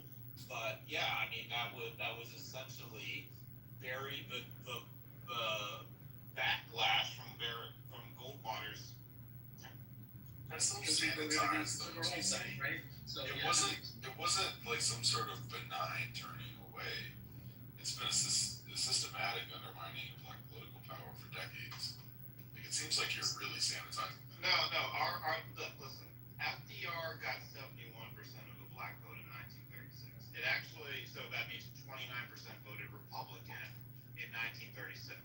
It went up to 40% under Eisenhower, right? And it was 32% over Nixon. Both numbers are higher than they were when FDR ran. So, what's your point? It just said it was going down, but it went up. So From 1936 to 1960, it went up. I have a question for you. Are you saying that, hold on, okay, just ask a question. Are you saying that Goldwater was a catalyst for the Southern strategy? I'm saying Goldwater focused. Yeah, he was one of the Republicans who voted against the Civil Rights Act, right? And he ended up building his entire campaign strategy on state rights. And he shifted, he essentially, in some ways, he was as big of a political figure then as Trump was in terms of a shift for the overall party. So, that's a good point. And so, I just want to preface, I don't want nobody to get triggered, but can I get 1 minute to play something? This is all going to tie together to what we're saying. It's from 2016. Is that okay? Lisa? Miss Lisa? Madam Speaker? She's sleeping. Go ahead.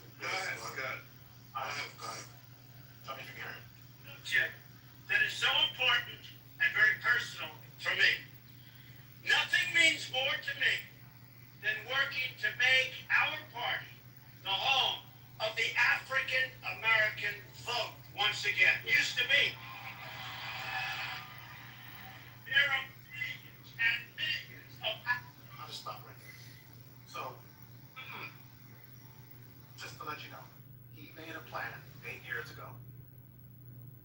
try to get African Americans back to the party, tying it all together with Goldwater did. Trump came in and said, I'm gonna try to reverse that. That's all. Wait, One sentence. This is ridiculous. I can post the link in the chat. Can we please just move on to this time, please?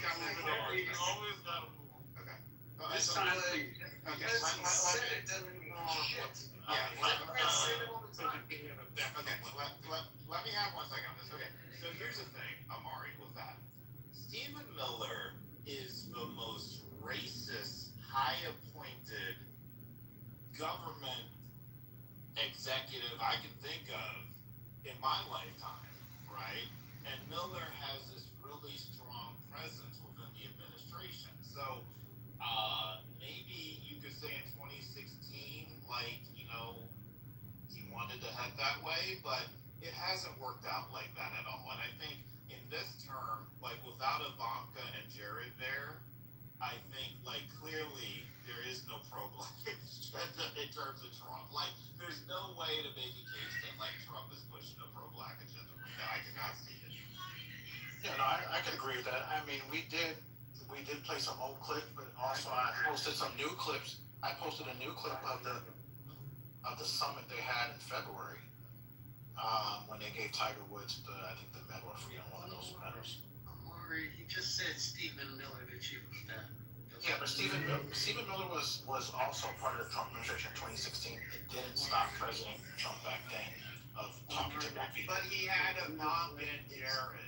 That was the difference, right? And like one of the things that was happening back then was Ivanka was working very heavily with Morial at the National Urban League, and they were actually making a lot of good progress. But Trump got so toxic that Morial had to stop working with the administration, and that happened with a lot of black leaders. Steve Harvey tried to work with the administration, MLK the third. A lot of people tried to work with. Obama asked them to, right? During the transition period, Obama had John Lewis, Steve Harvey, a whole bunch of black leaders meet with Trump and wanted to actually get something done. But he got so toxic, all of them had to abandon it. That's fair. That's fair. I mean, I can definitely agree with you that this time around, it just seems like it's more of a revenge tour. He seems really pissed off at what happened to him the last couple of years. So I just, you know. You mean accountability? So you're referring to. Yeah, I mean, if you want to put those words in your mouth, go ahead, not mine. But I would say it's definitely, you know, he felt that he went through hell the last few years, and you know, he seems pissed off.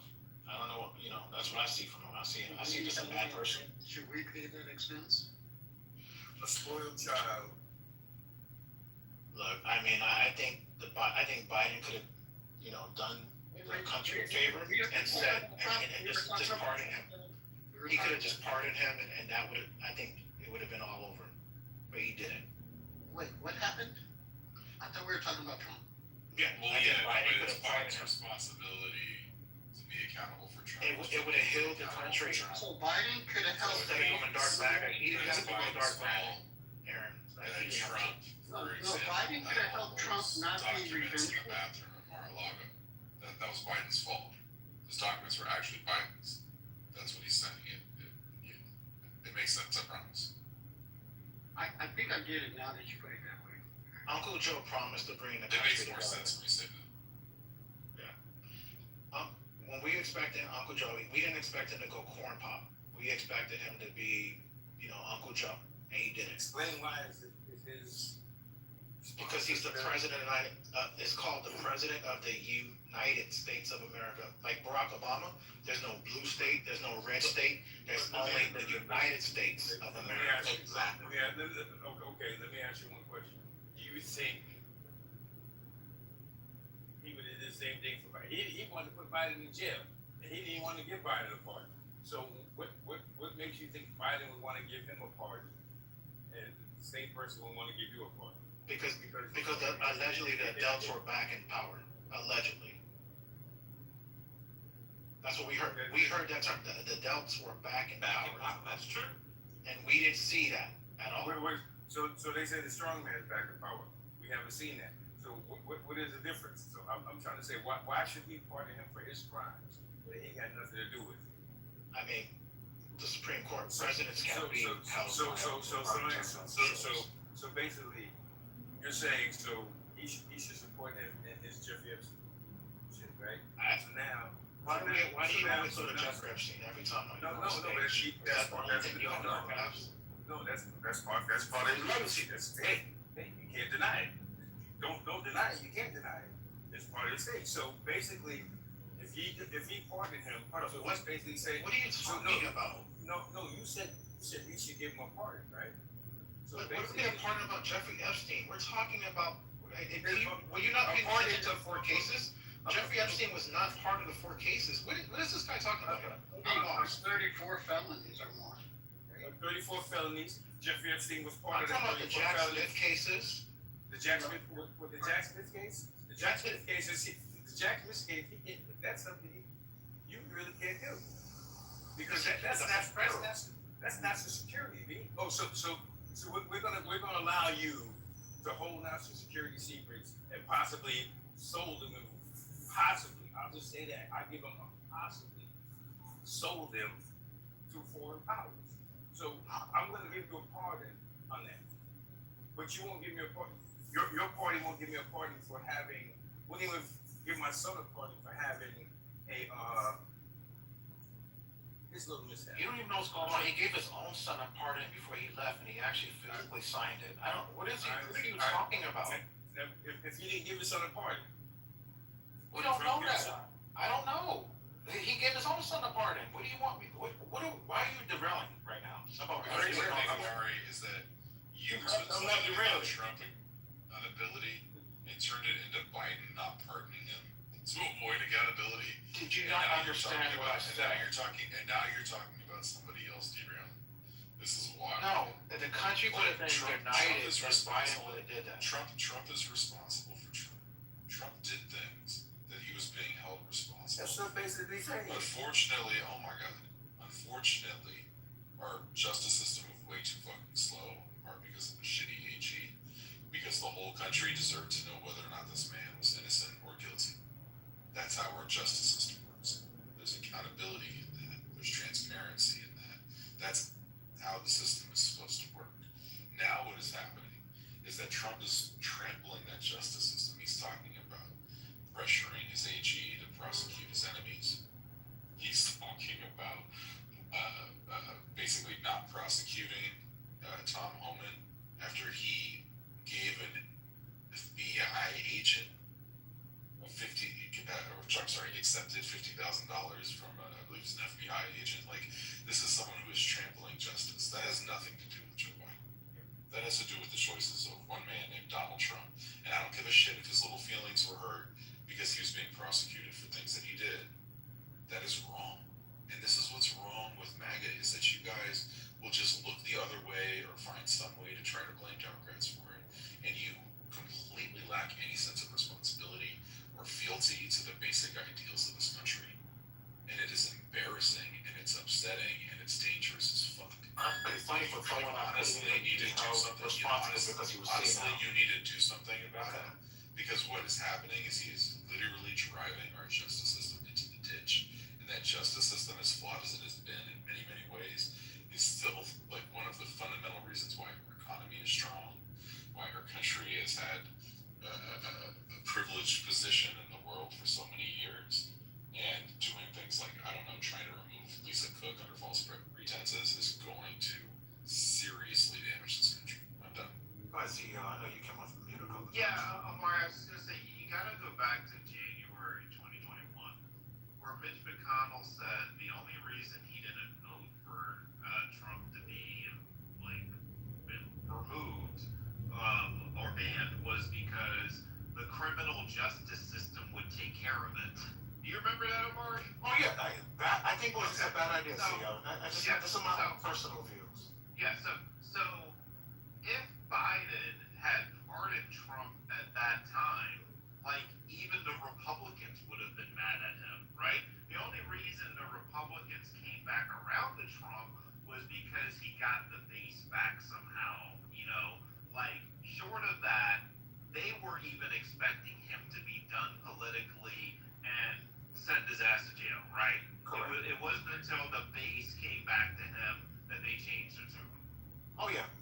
DeSantis was already, he was measuring the drapes already in the White House. What do you mean by the base on the Republicans? The MAGAs, as they The would say. the people, like Trump basically got the people back. He did it, and then the politicians came. The politicians were against.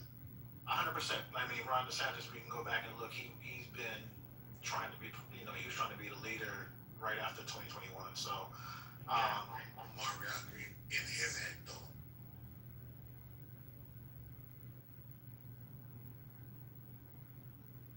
No, finish Omar, he's not it.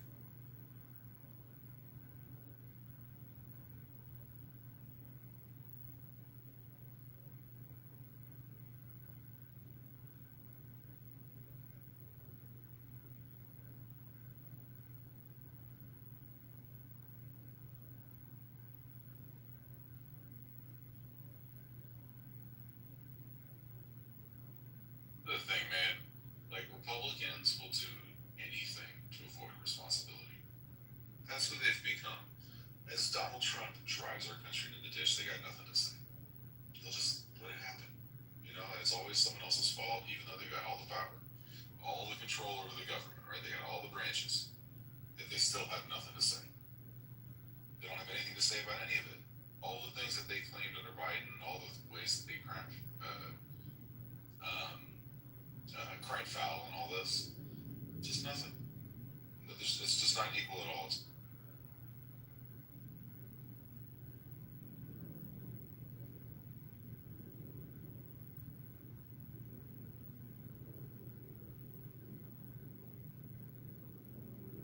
I mean, this man is out here. His cause of the day yesterday was Tylenol.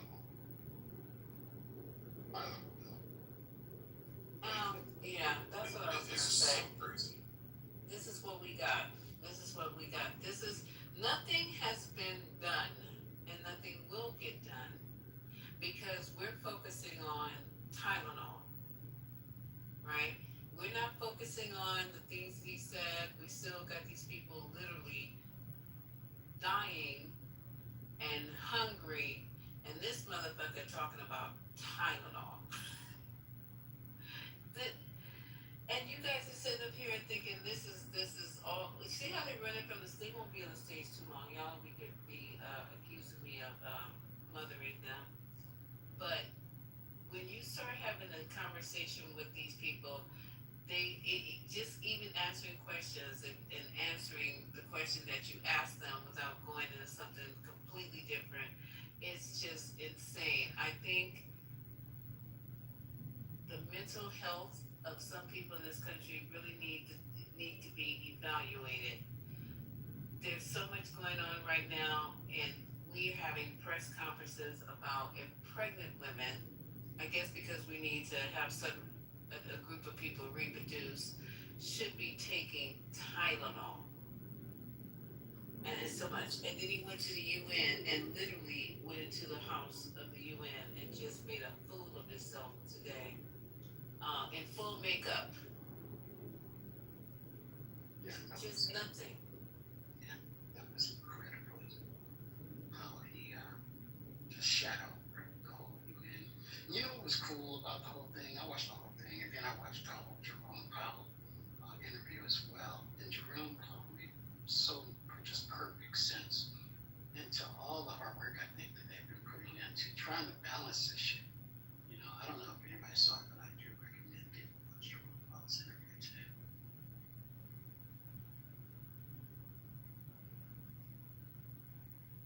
Yeah, I think the lack of like precedent for a lot of this stuff is like really important to continue to call out. There's many examples. Happy to give more, but the one I want to highlight right now because it relates to the prior discussion about the perversion of the justice system is like DOJ lawyers are just like lying pretty consistently to judges.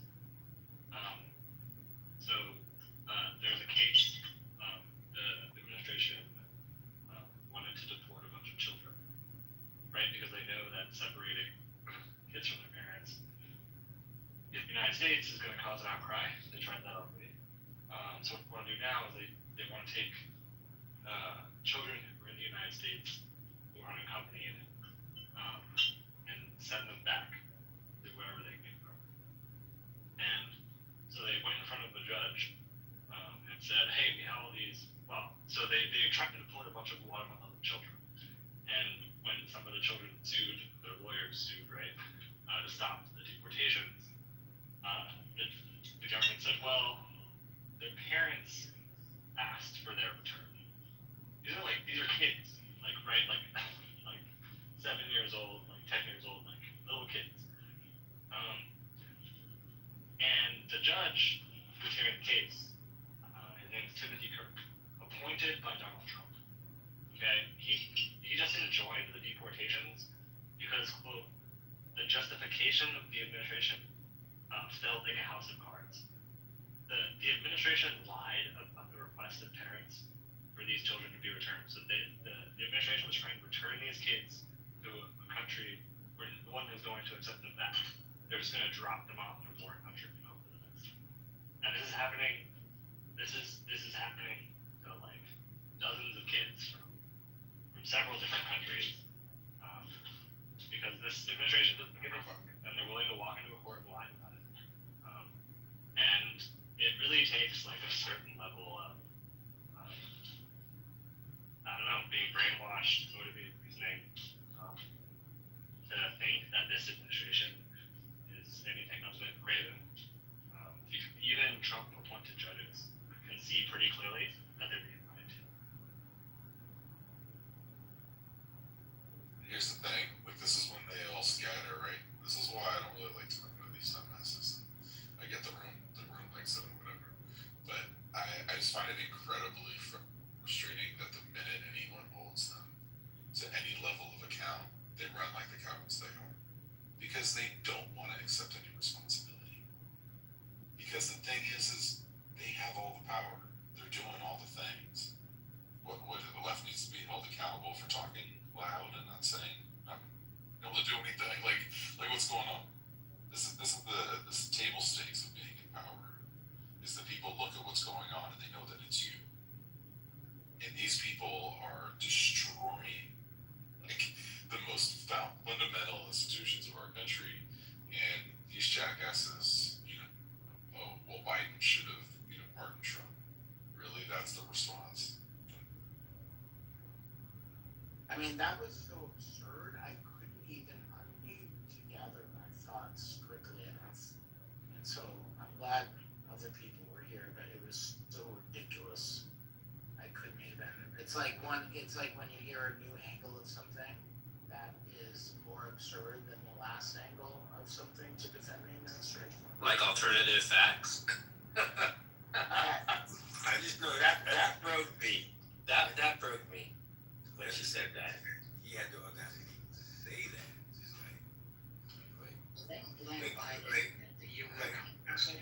Just but see, that's the mentality of the man. See, if it's right, they're winning. If it's wrong, or if they're doing something wrong and they can't fix it, it's Biden's fault. Or Biden could have fixed it if he did this. So, which one is it? Is he a bad president, or is he a good president? They got to make up their mind. People want us to be bad president.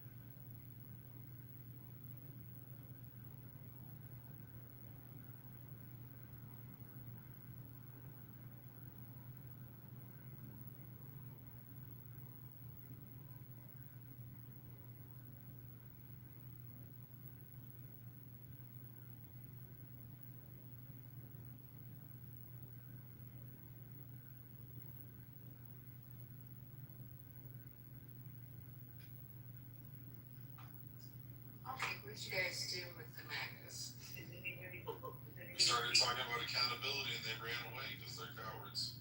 Real quick, there was an article on the Hill about a CEO poll that shows Trump economic policies are bad, but they're too scared to speak up. This is the world we're living in, and that's what I had my title. I changed it. we're just living in fear. Everybody's scared. Everybody's scared to talk. Everybody's scared to. Everybody is scared.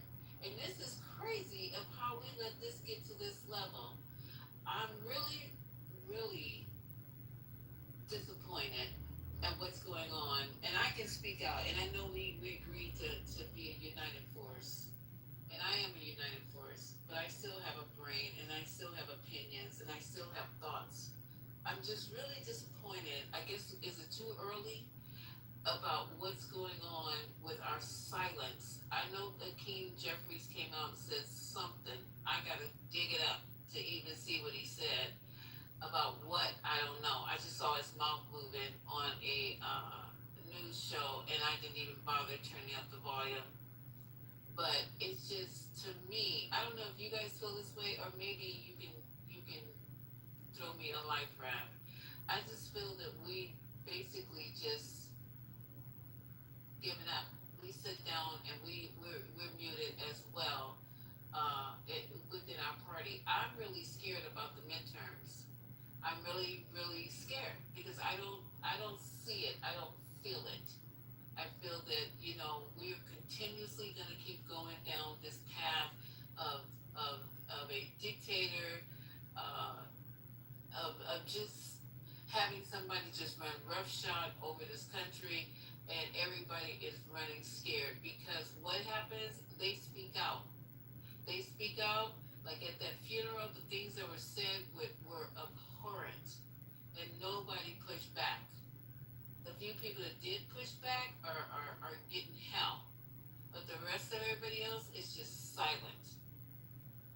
There maybe should have been a some type of rally for truth, a rally for whatever the fuck, where 200,000 people show up and just push back on all the bullshit. But I guess we're scared. So these CEOs are talking, are they secretly not giving their names, but they're saying that when we talk about the economy, Donald Trump likes to paint himself as some sort of financial savior, the guy who knows how to make America rich again. But if you take a closer look, a different story emerges, and it's not just political opponents saying this, it's people who actually run America's biggest companies. According to a recent survey from the Yale School of Management shared with Axios in private, the leaders of some of the country's best-known companies say that a number of White House policies have been bad for their business and possibly illegal. Think about that. CEOs, the ones who usually play nice with Republicans, are whispering how these policies are hurting them, and yet the Axios article says in public, business leaders are keeping relatively quiet, fearing retribution from Trump. Translation: the so-called pro-business president has corporate America too scared to say what they really think. Let's talk about why. Tariffs, or as some like to call it, Trump turbulence tax, were sold as a way to protect American jobs, but in practice they've been erratic, confusing, and downright costly. One day the deadline shifts, the next day the rules change, and businesses are left scrambling. It's not just annoying, it's destabilizing. 71% of all CEOs surveyed in the Yale study said tariffs were directly harmful to their business, and 74% agreed with the courts that Trump's tariffs were flat out illegal as executed. Then there's the Federal Reserve. 8 out of 10 executives say Trump was not acting in the country's best interest by pressuring Fed Chair Jerome Powell to slash rates. On health care, 76% of them think policies under Health Secretary Robert Kennedy are putting public health at risk. And let's not forget the new $100,000 fee slapped on HB1 visas, making it harder for tech companies to hire global talent. So what does this all add up to? Businesses are delaying investment, cutting back on hiring, and watching costs climb. Consumers, meaning us, are paying more at the register, and the very foundation of our economy, confidence in the rule of law, is being chipped away. Immigration policy is another piece of this puzzle. 8 months into Trump's term, worksite raids have ramped up, and the ripple effects have hit hard. In California, workforce participation dropped 3.1% in a single month. Among the non-citizen, it plunged 7.2%. That's not protecting jobs. That's shrinking the labor force. Farms, construction sites, and food plants felt it first. The rest of us felt it later at the grocery store and in the housing market. Almost done. And with all this happening, the federal deficit ballooned. Thanks in part thanks in large part to Trump's 2017 tax cuts paired with more spending. You remember his big, beautiful bill? It's kind of ironic. The man who branded himself a businessman left the country with a balance sheet that would make any CFO cringe. Jeffrey Sonnenfeld, the Yale professor who organized the CEO gathering, summed it up best. They're all afraid of being marginalized by the White House. That's the bottom line. Trump's economic playbook isn't some genius level strategy, it's chaos designed as policy. Sure, it might sound tough on the campaign trail, but data tells the truth. Businesses are hurting, workers are vulnerable, and our long term stability is at risk. And here's the kicker: if you think Trump is the guy who can save the economy, just remember, most CEOs won't even say that out loud, not because they believe it, but because they're afraid to contradict him, and that to me says it all. So there you go. And that's where we're living right now, in fear. Who said that? Who wrote that? This article was written by Lindsey Granger. He's a News Nation contributor and co-host of the Hills commentary show Rising. Thank you, man. So, Alice, are you there? You still up? What are you hearing about business valuations these days?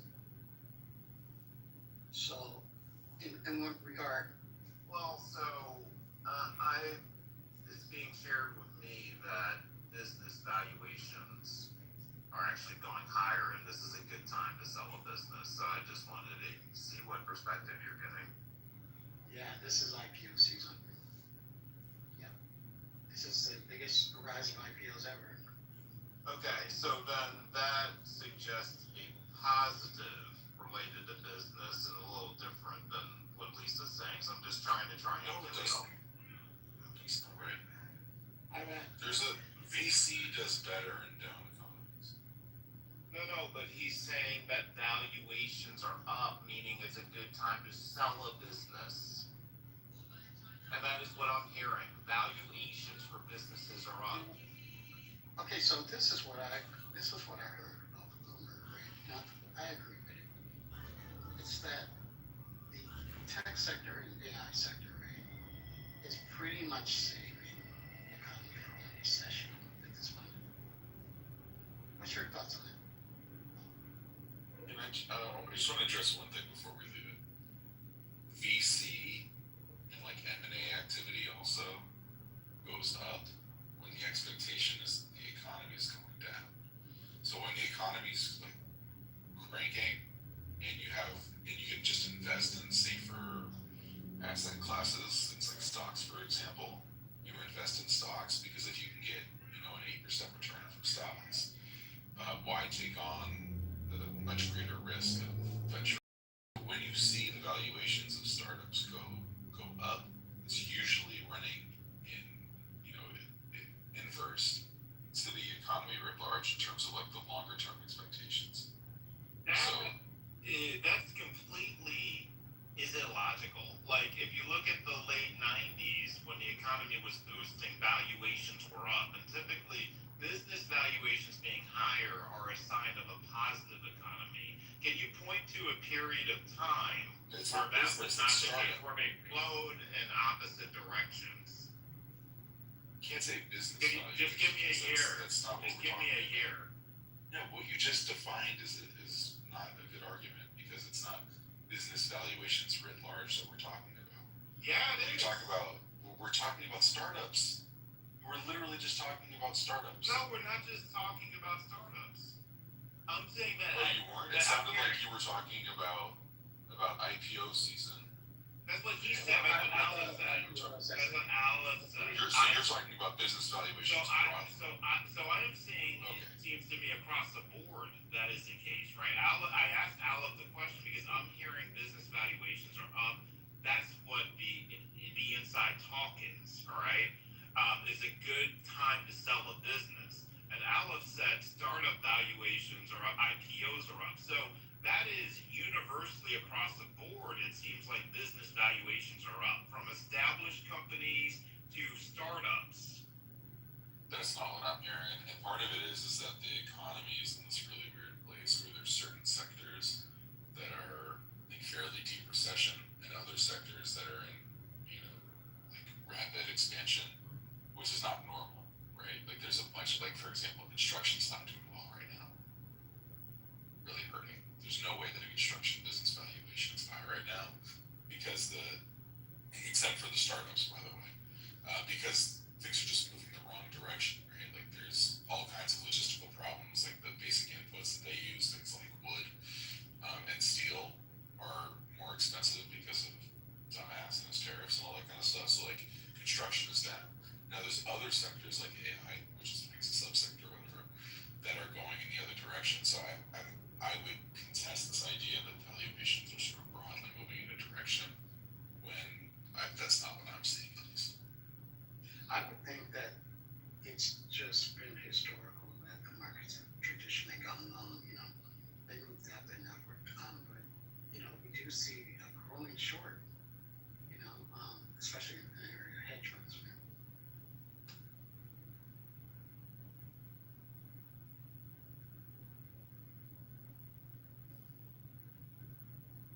mean, I think the right way to characterize this moment is volatile. I mean, I don't think that, like, there's consensus in the way that, there has been. And part of it is just a volatile, man, and the White House is taking actions that take us into uncharted territory.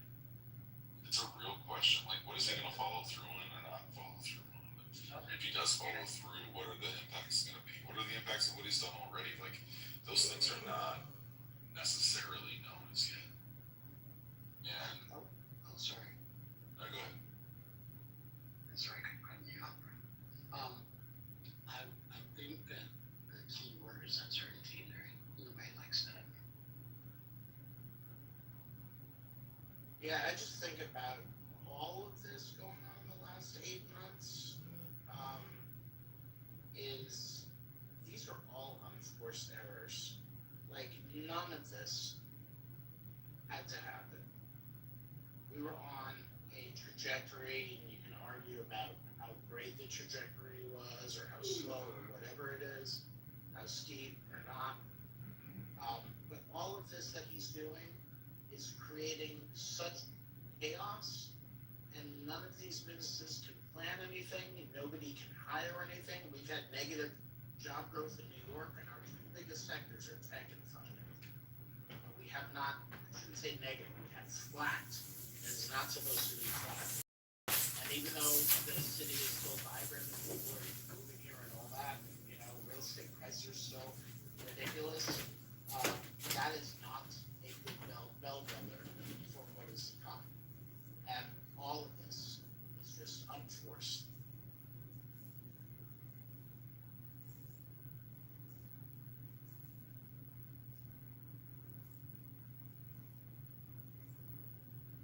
I think we need to wake up to reality, liberals, at least when it comes to the economy. The NASDAQ and the S&P posted all-time highs yesterday, last week Friday. The economy investor, this is literally the best time in history. And let's not forget that when Trump won last year, the market boomed. All right? Now, we did have a little bit of, a bit of shakiness on April 2nd, earlier this year. But then Trump stepped back from the ledge, and the stock market has been booming ever since. It was not better than the 90s of the dot-com era, let's be clear. The 90s? What are you talking about? The NASDAQ is what, 3 times as high as like Bill Clinton had a surplus of the wazoo. Please. I'm talking about the stock market right now. But I don't mind being interrupted, but please interrupt with facts, not nonsense. What was the GDP? If you're an investor, it's a lot better. It's a lot better now than it was then. Well, of course, the stock market's going to go up. It's just the nature of it. But in comparison, See, y'all have interrupted saying nonsense. Y'all were claiming just a few minutes ago that we're in pure high economic volatility and shaky, da. But if you look at the numbers, the actual numbers, it's clear that Trump has led investors to the promised land, and he will continue. How has he done that? To grow. How has he done that? Economy in the world. How has he done that? What policy has he passed that's done that? Hey, I can tell you the numbers if you like. No. What policy has he passed that made this happen? It's all interrupted. I can tell you. No problem. Okay. Great conversation. Well, great section. Number 1, Trump's policies. Toes. Hold on. I want to be right. I want the arrogant to be right. This is my word. Number 1, Trump has created an atmosphere that's excellent for tech companies. Which policy? He's put exceptional crypto. Which policy? He's put exceptional people. I'm telling you, full of shit. He's put exceptional people in his cabinet. Can I just? Oh, here we go. What policy? Yeah, I'm telling you. What policy? Oh, that's part of policy. Exactly. Which policy? Policy. Can you do one point at a time? We can do one more. Just do 1 point. Name one policy, please. Yeah, let him get his one. Let him do his first one. Sure. The first point was it's a good environment for tech, right? Is that your point? You want to expand on that? I would like to, as a matter of fact. Name a policy first. Man, shut the fuck up. Maybe I can tell you. Go. Okay, good. Number 1, he's invested in Intel. He bought a large stake, about 10% stake in Intel. Number 1. Number 2, he's expanded the partnerships. He's allowed TikTok to be purchased by a consortium of American investors, Silver Lake, Andreessen Horowitz, and Oracle, so that America's privacy is safe. For a lot of Chinese Communist Party. Wait, pause right there. Pause there. Pause right there. Wait. No, pause right there. Okay, so just one Ay, second. ay, ay. So he made a point about Intel and TikTok. So let's just focus on that. Go ahead, anyone who wants to respond. I didn't make a point about it. The point was about tech in general. And the valuations we've seen as a result of his policies. Yeah, I can feel the tech.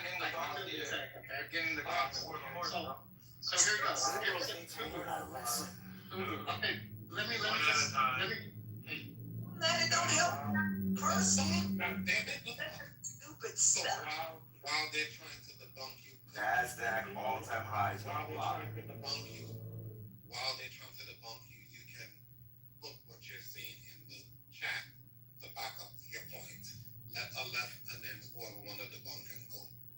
All right, thank you. So, Kuba, okay, first step, okay, you mentioned that tech companies in the tech sector were not affected adversely. That's what I'm understanding you said. I never claimed that. Okay, but you said that they were doing, the tech sector benefited from Trump's policies, right? So far, Okay, so let's look at NVIDIA. Net bad. NVIDIA wasn't able to ship their chips to China, and when they announced their earnings this quarter, when it was positive, the market punished them because they didn't have the explosive growth that they had last year and the year before, year over year. And this, they lacked the Chinese revenue to make that explosive growth. Remember, it was 50 plus billion, right? And it could have been 100 plus billion. All right? And this is also reflected in dollars, right? No, NVIDIA wasn't able to get revenue from China because they did not ship any chips to China. Okay? And let's talk about it. The U.S. government invested $8.9 billion. Hold on. So the American government invested $8.9 billion into Intel. So what I'd like to show is what exactly is the return on that $8.9 billion investment? Look, where was NVIDIA? No. Oh Lord, see, It's the Intel question. We hear It's the Intel question. We hear your strong man coming from a mile away, bro. That's fine. If he says Intel, you should respond to Intel, not NVIDIA. It's just kind of weird. Yeah, someone just talked about NVIDIA 2 seconds ago. Did you not hear that? Or I just asked you about Intel. What was your article? Oh, sorry. What was your question about Intel again? The U.S. government invested $8.9 billion into Intel. How much have we seen a return on that investment? I'm not sure. It's a long-term play. Hold on a second. Are you suggesting you don't think the Intel investment will pay out positively long term? Exactly. Do you really believe that? Cashflow Conkers paid out. Do you really Why wouldn't believe that? Intel? Jesus. I think there's an argument. I'm certain it will be paid off. I'm certain it will be There's paid an off. argument. There's an argument to be made that while that will sort of pay off in the narrow scope, the fact that the government is picking winners and losers in this way is going to lead to a less efficient market and is going to ultimately hurt the U.S. and its interest in the long run. You have to maintain supremacy in semiconductors. This investment helps us do that. Well, yeah, this is a tricky one though, Your Honor, because like the government funded green energy, right? Like, and we all think that that's been very valuable, right? So why do you have pushback against that? Well, yeah, no, what I would say is that the mechanism matters, and when the U.S. provides subsidies, first off, those subsidies are short term, and there's a competitive bidding process that goes into who ultimately wins those subsidies, right? So, like, you can have a Solyndra and a Tesla happen in the same round of subsidies, for example. When you're talking about investing directly in a company, you're literally centralizing the economy and nationalizing it effectively. I mean, we've partially nationalized the companies that Trump has quote unquote invested in. Well, but this was a Biden if you don't, policy, hold right? on a second. No, it wasn't a Biden policy. There was the Biden policy was the CHIPS Act, which involves subsidies. And there are definitely companies that benefit from those subsidies, but that's not investing in those companies. But the mechanism that allows Trump, hold on one second. I just want to get clarity because maybe I'm wrong about this. The mechanism that allowed Trump to do this with Intel was set up under Biden. Is that correct or incorrect? I'm honestly not sure. I can answer that question. It was set up. It was the rationale was that. If you don't mind going off mute. Go ahead. Yeah. Misinformation, that's fine. Cool. I don't know if you know how to say anything other than ad hominem, personal, and lies, but that's okay. You're just gonna give him misinformation as you've been doing the entire time. But go ahead. This is my first time being off mute since you've been in the room, but okay. Just proving my point. So, to answer your question, CEO, the CHIPS Act was the statutory basis for the grant funding that Intel was supposed to receive, and the Trump administration pointed to provisions of the law as a basis for saying that they were entitled to take an equity stake. But I would just kindly suggest, that while I think there is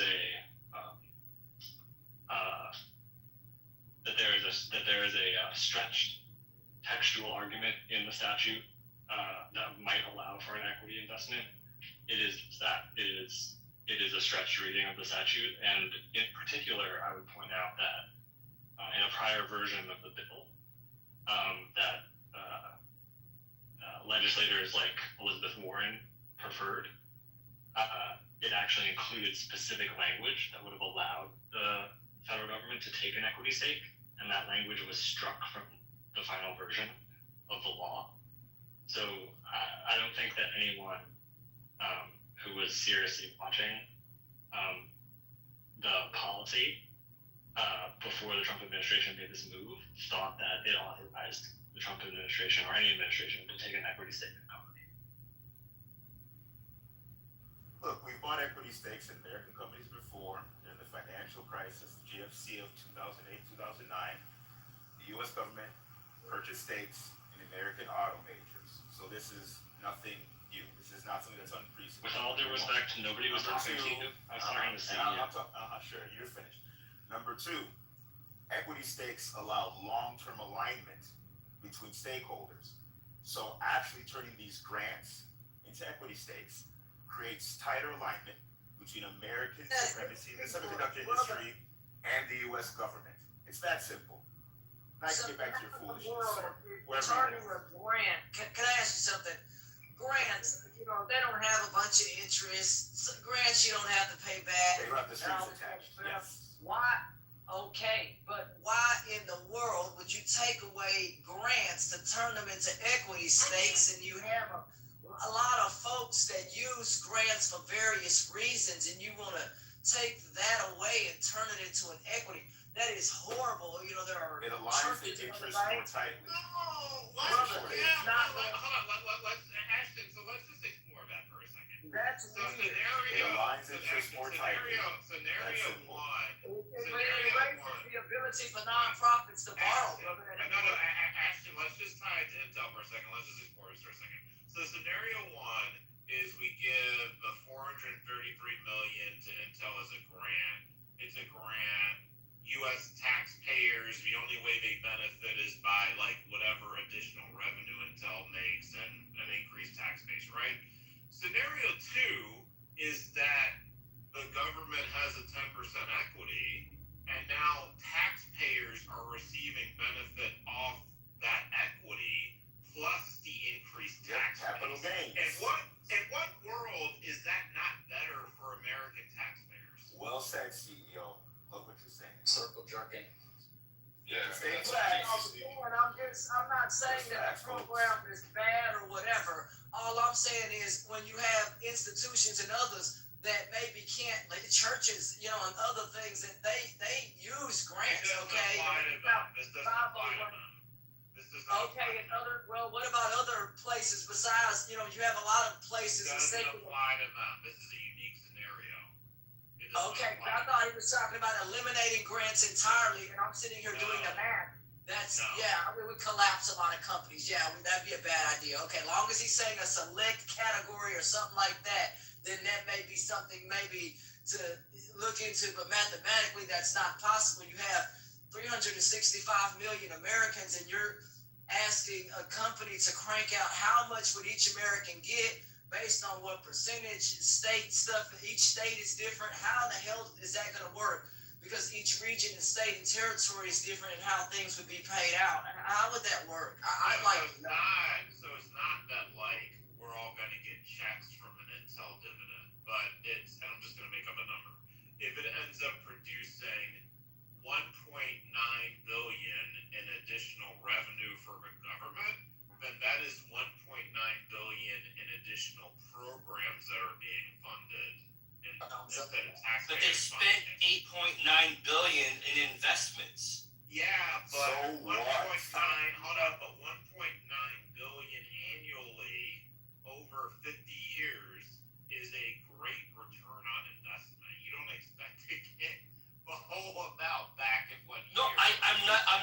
I'm not expecting that to come back in 1 year. I'm not.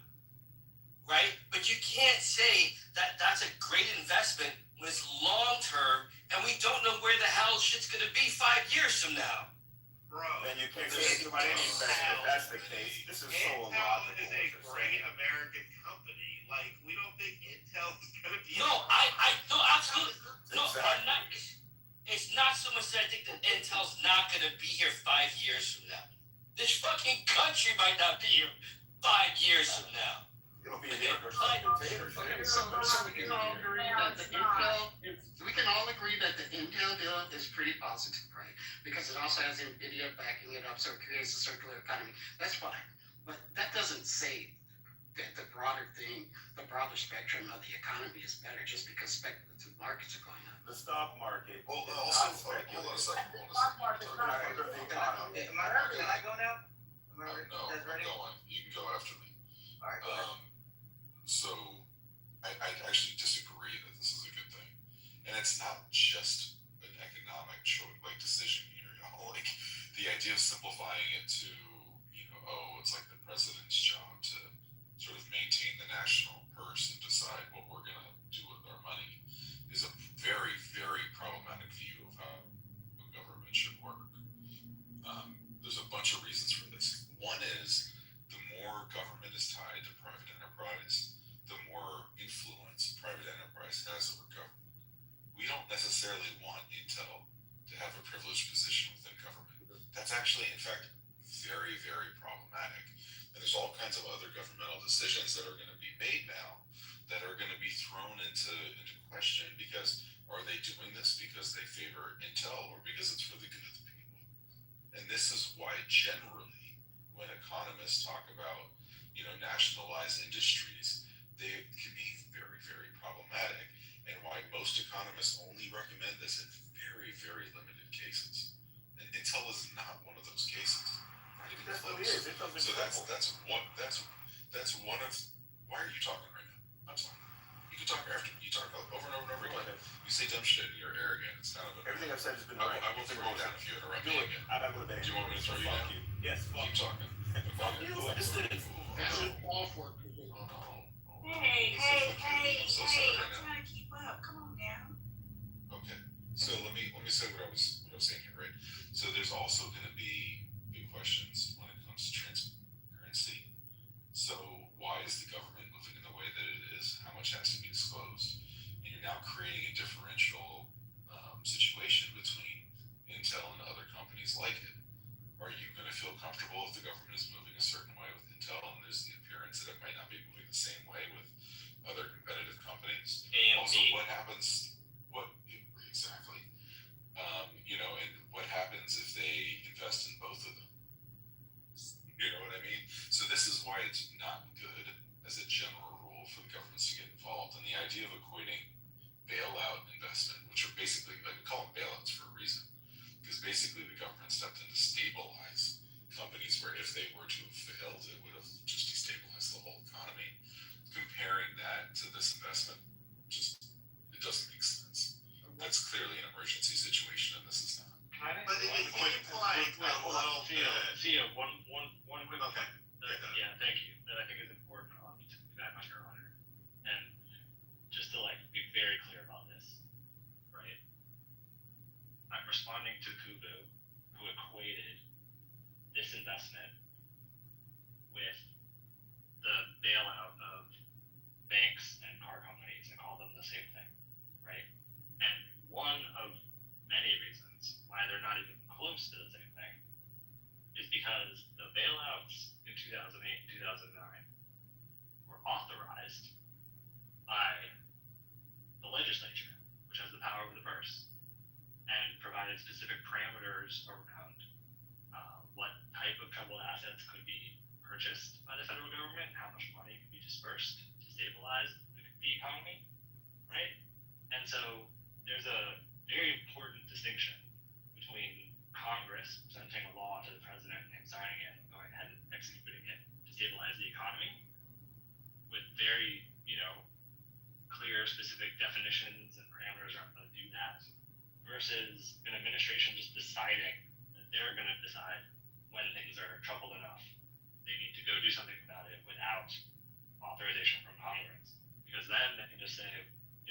we think, you know, whatever company, Kraft Heinz is in trouble, we need to go by them. Like, who the fuck knows, right? So, where the authority comes from is itself very important. Well, so Intel isn't in trouble. Go I ahead. just feel like the framing. Yeah, so here, is Nike. Who gives a fuck? Yeah, I feel like the framing here goes. Semiconductors are strategic. And you are not. Hold on, Google. Hold on a second. Yeah, I so feel was the like damn companies. Again, who gives a fuck? The framing you all are giving here sounds like a bit of a cheat, though. You're basically framing it as investing or not investing, but it is actually give a grant with very little return, or get an equity stake and have more return. So that is the actual framing. You're spending the money one way or the other. The question is, how much do taxpayers benefit from the money being spent? So you guys are cheating in terms of how you're framing it. But you're also picking winners and losers as There's well. nothing wrong with that. Hold on. We Is it- need is to there maintain is it cheating? supremacy Is it in the cheating? semiconductor industry. It's that Let me- simple. No one is talking to you, dude. No one's talking to you. So, You're not saying CEO. anything intelligent. So, CEO, This ain't stupid. like, Go ahead. is it cheating if Congress, literally, which they did, Spit it out now. Spit it out. considered, Jesus fucking Christ, considered whether to allow the executive to take equity stakes or not, and decided against it? How is that framing cheating then? What I'm saying is that the money was going to be spent one way or the other. Is that correct or incorrect? Not necessarily. I It mean, would be grants. It would have so just been in the grants. specific, yeah. So in the specific case of Intel, the money was going to be spent already because it was committed per grant that Intel had already entered into. Right. Okay. But the framing of, like, what I'm saying is there was not a choice under most people's understanding of this statutory authorization. So you're saying, well, the framing should be between choice A and choice B. And what I'm saying is, why is that? You can't even adopt the framing if you don't think that the authority was there in the first place. But these are situations in which grants would be provided, correct? That is correct, yes. Okay. So then it's just a matter of if it's grants, again, with little taxpayer ROI, or if it's equity with a lot more taxpayer ROI. That is the real binary decision. No, but what I'm saying is, I don't know why this isn't clear. So it's so absent restraints on authority, right? In a world where you can make any decision you want. So in your world, where you're CEO of a company, and you can decide to enter into a joint venture with another company, you can decide to just take an equity stake, you can decide to license technology, right? You have the full world of choices because you have no restraints on your authority, hypothetically, right? Let's not worry about corporate law restraints. But this is not you as the CEO of a company, this is you as the President of the United States of America, which means you have to base your decisions on either constitutional or statutory authority. And so what I've told you, let's just again put to the side what I posit is a very stretched reading of the statute. Let's just, for the sake of the conversation, assume that there is no reasonable reading of the statute that supports the Trump administration's position, right? So the binary that you presented is not possible because the executive doesn't have the choice E available to it because it is a limited power executive. The executive function in the United States is not unchecked. It's not an unbound power. It is a limited power.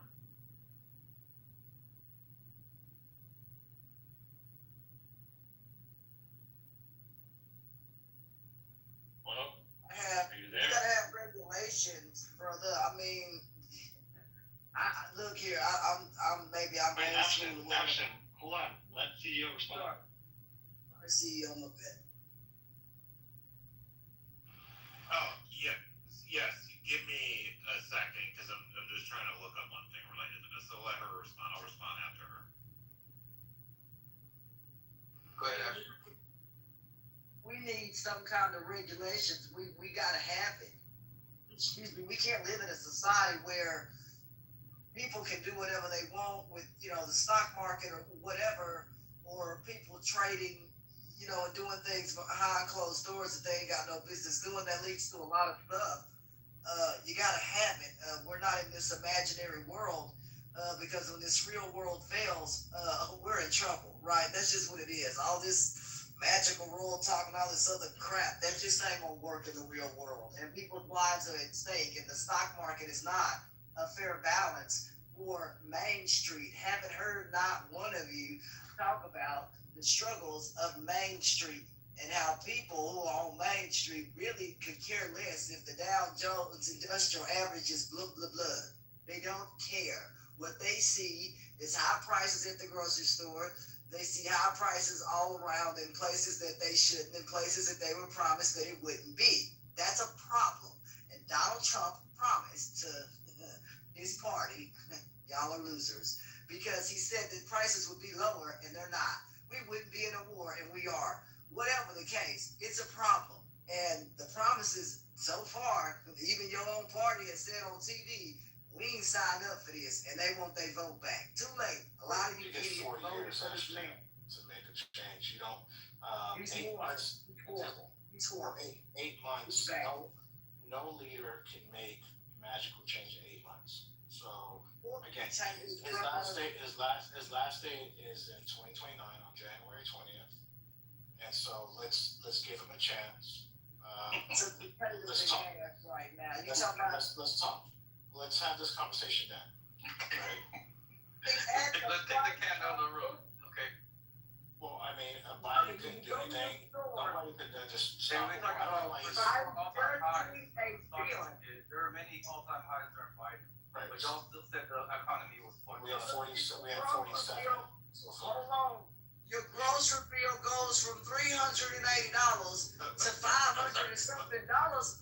Brother, I'm telling you what it costs to eat. What? I'm sitting here and I see the damn bills. Okay, let me respond. I want to respond now to the question. So I just was reading a statute. So it says under the CHIPS Act, financial assistance in the forms of grants, cooperative agreements, loans, loan guarantees, and other transactions, right? This other transactions has also been used by Department of Defense, NASA, DARPA, and Department of Energy to take equity or warrants in private companies. This has been something that's happened even in the 90s. This happened. So this has happened quite a bit in terms of the history of the federal government. It's not something new with Trump. Okay, so two things to make sure I understand what you're saying. You read the CHIPS Act, right? Yes. And then you referred to the 90s.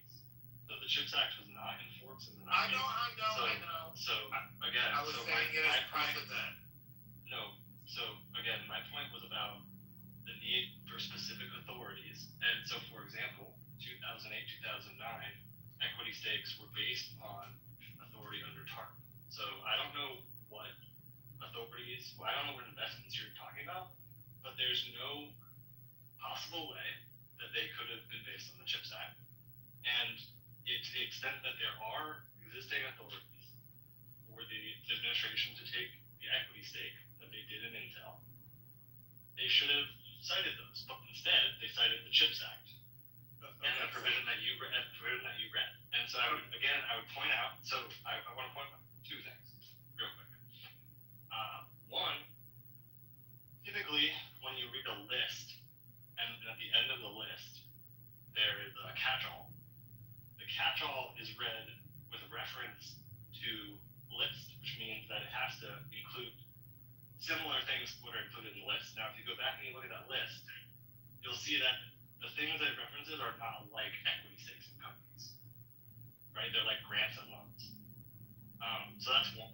And two, so on the same point, but kind of separate sub-point, right, is that, and if you look at the legislative history, the bill included specific language that would have covered equity stakes that was stricken from the bill.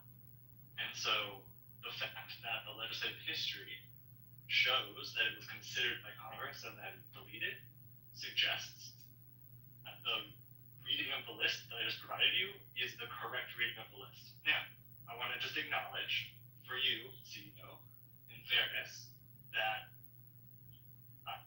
some people adopt the reading that you're suggesting, even though I believe, for the reasons I gave, it's a stretched reading. Now, the second point I want to make is that regardless, it's just two very discrete points. Let me finish. So, the second point is even accepting the reading that you gave, right? The Intel had already entered into the grant agreements with the U.S. government. It was in process of building the plants and obligating them, which means that the government is renegotiating the deals in the middle of actually going forward and implementing, which no good faith business party does, right? So even accepting your reading, really the U.S. government had already entered into the relevant agreements, and so if we accept that the U.S. government is going to be a good faith economic actor, it should adhere to the agreements that it already negotiated.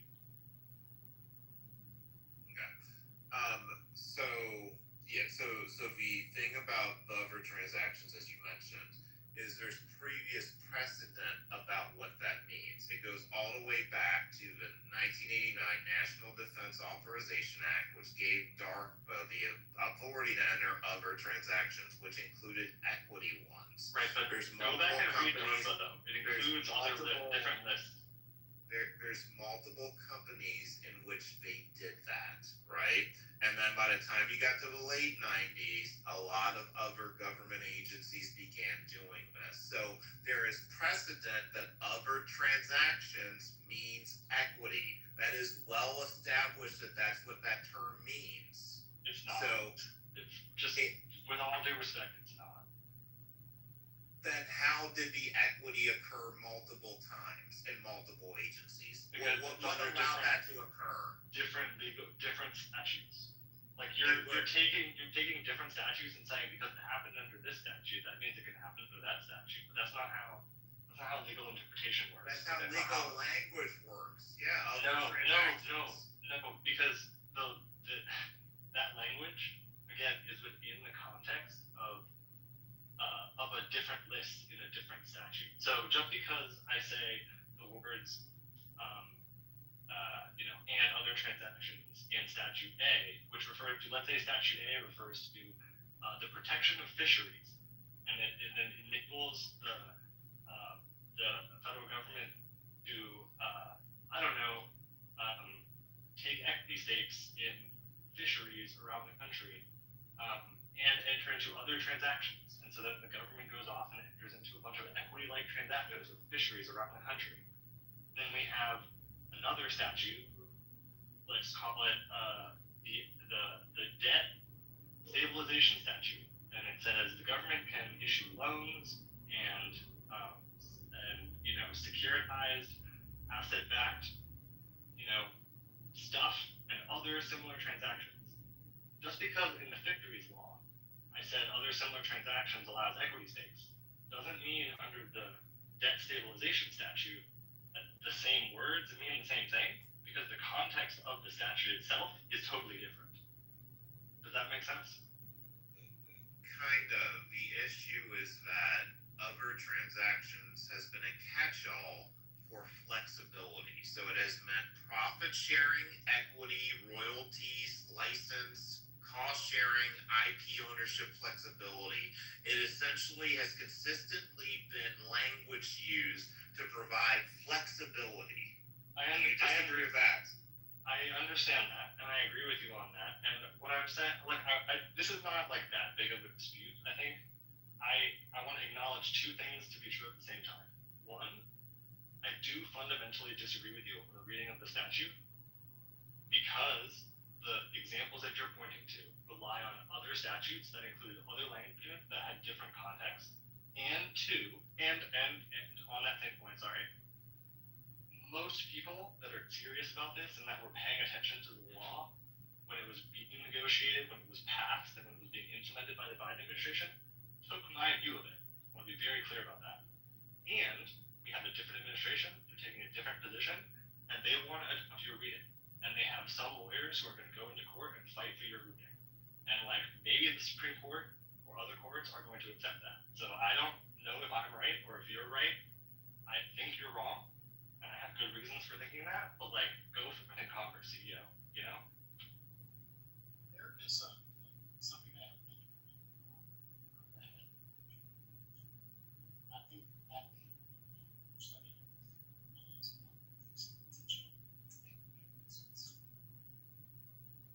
The one that was from the 90s, though, they didn't have any equity investments. That was all contracts and outlaws.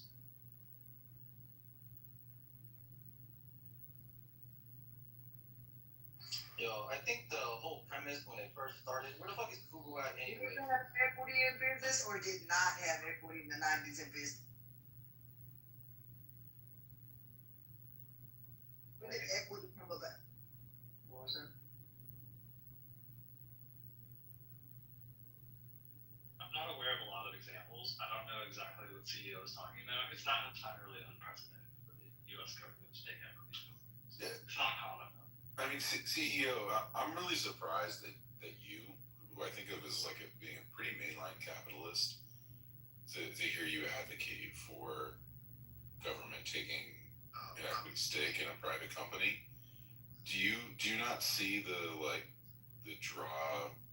drawbacks, like the downsides of this, and like why wouldn't, like if you like this, why don't you think the government should expand this, or do you think that it should expand? Yeah, so 10 years ago, I would have been completely against this. But the reality is now that we have 2 trillion annual deficits, and we're now at almost 40 trillion, and we're going to be approaching 50 trillion, and we're going to get to a point where we basically are choking out all social programs because of the significant annual deficits. The government needs to figure out other ways to generate revenue, because if we are not going to do a very aggressive job of cutting, we're just going to create a very miserable nation. So I think you have to have some approaches that increase revenue, or we're just all screwed anyway. So that's why. So I think it's a drastic measure. It's not something I would naturally be in favor of, but I think that essentially it's going to have to be this way unless people toughen up politically and do the right thing in terms of trying to balance the budget. So can I add to the Quick question. conversation? Just a question. Are you at liberty to disclose how much stock in Intel and Nvidia you own? I own zero Intel. I do own plenty of Nvidia. Got it. So would you say that there's a personal incentive for this to go well? Okay, Butter. Can we get Butter a chance? Because she's new to the stage. If you don't mind us. Yeah, I kind of have a different spin on this because I was thinking about the case of, one of many cases, but let's just take Apple, for example, in the mid-90s after Jobs was forced out and they were on the verge of bankruptcy. And what happened was they restructured and went back to, they returned to more simplicity and streamlined their product line, and they cut 70% of their offerings to focus on their core products. I think that and in the end they made some strategic partnerships, and I think they did invest more money into the company, and here we are now with Apple. And that's just sort of like the short synopsis of it. But I think that when you start talking about the government investing in corporations like that there is a risk. There's just inherent risk in that, I think, in terms of funding and misappropriation of funds, like all these things, especially after cutting so many government work. I'm sorry. I just think that there's probably a better way, and also, I think that I think there are other ways to reduce reduce the debt too. I'm not saying that there aren't. I think this one's particularly risky because of what it is and the administration that we have, quite frankly, and not enough oversight. So I would think that we could find another solution, which in my case would be, in my suggestion would be to restructure. So I think that's BARDA, excellent. just a quick fact, real quick. BARDA had warrants in Moderna and didn't exercise them. That could have been billions of dollars in revenue for, again, American taxpayers. So how is that a good decision? The warrant expired. Hold on. Have the warrants expired? Yes, have they expired? I know the government decided not to exercise them, so Okay, I don't. So the relevant question is if they've expired, because if the warrants are in the money and they haven't expired, you don't exercise because the optionality itself is value. No, gotcha. I don't know. I'll look it up. Okay, piggybacking on what Butter was saying, one of the things that happened with the Intel deal is Trump is now pushing for a CEO of Intel to be fired or resign. Yeah, but with 10% ownership, you're kind of majority share. So.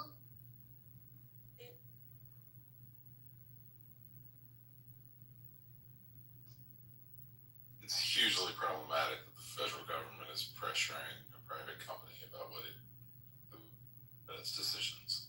Especially a company that isn't especially a company that isn't in some sort of like dire straits that have the potential consequence of like ruining the entire economy. Like there's a reason why these types of investments in the past have been very limited to emergency situations almost entirely. I mean, like the conflicts of interest are off the charts. Yeah, I understand that this is hard. I make one other quick point, just on just kind of the legal way to think about this authority. This Supreme Court came out with the major questions doctrine, because they were like, canceling student loans is like too big of a decision for the executive to do on like flimsy statutory authority. Seems like taking 10% stakes in major American companies might be too big of a decision to make on statutory authority. Just consider that.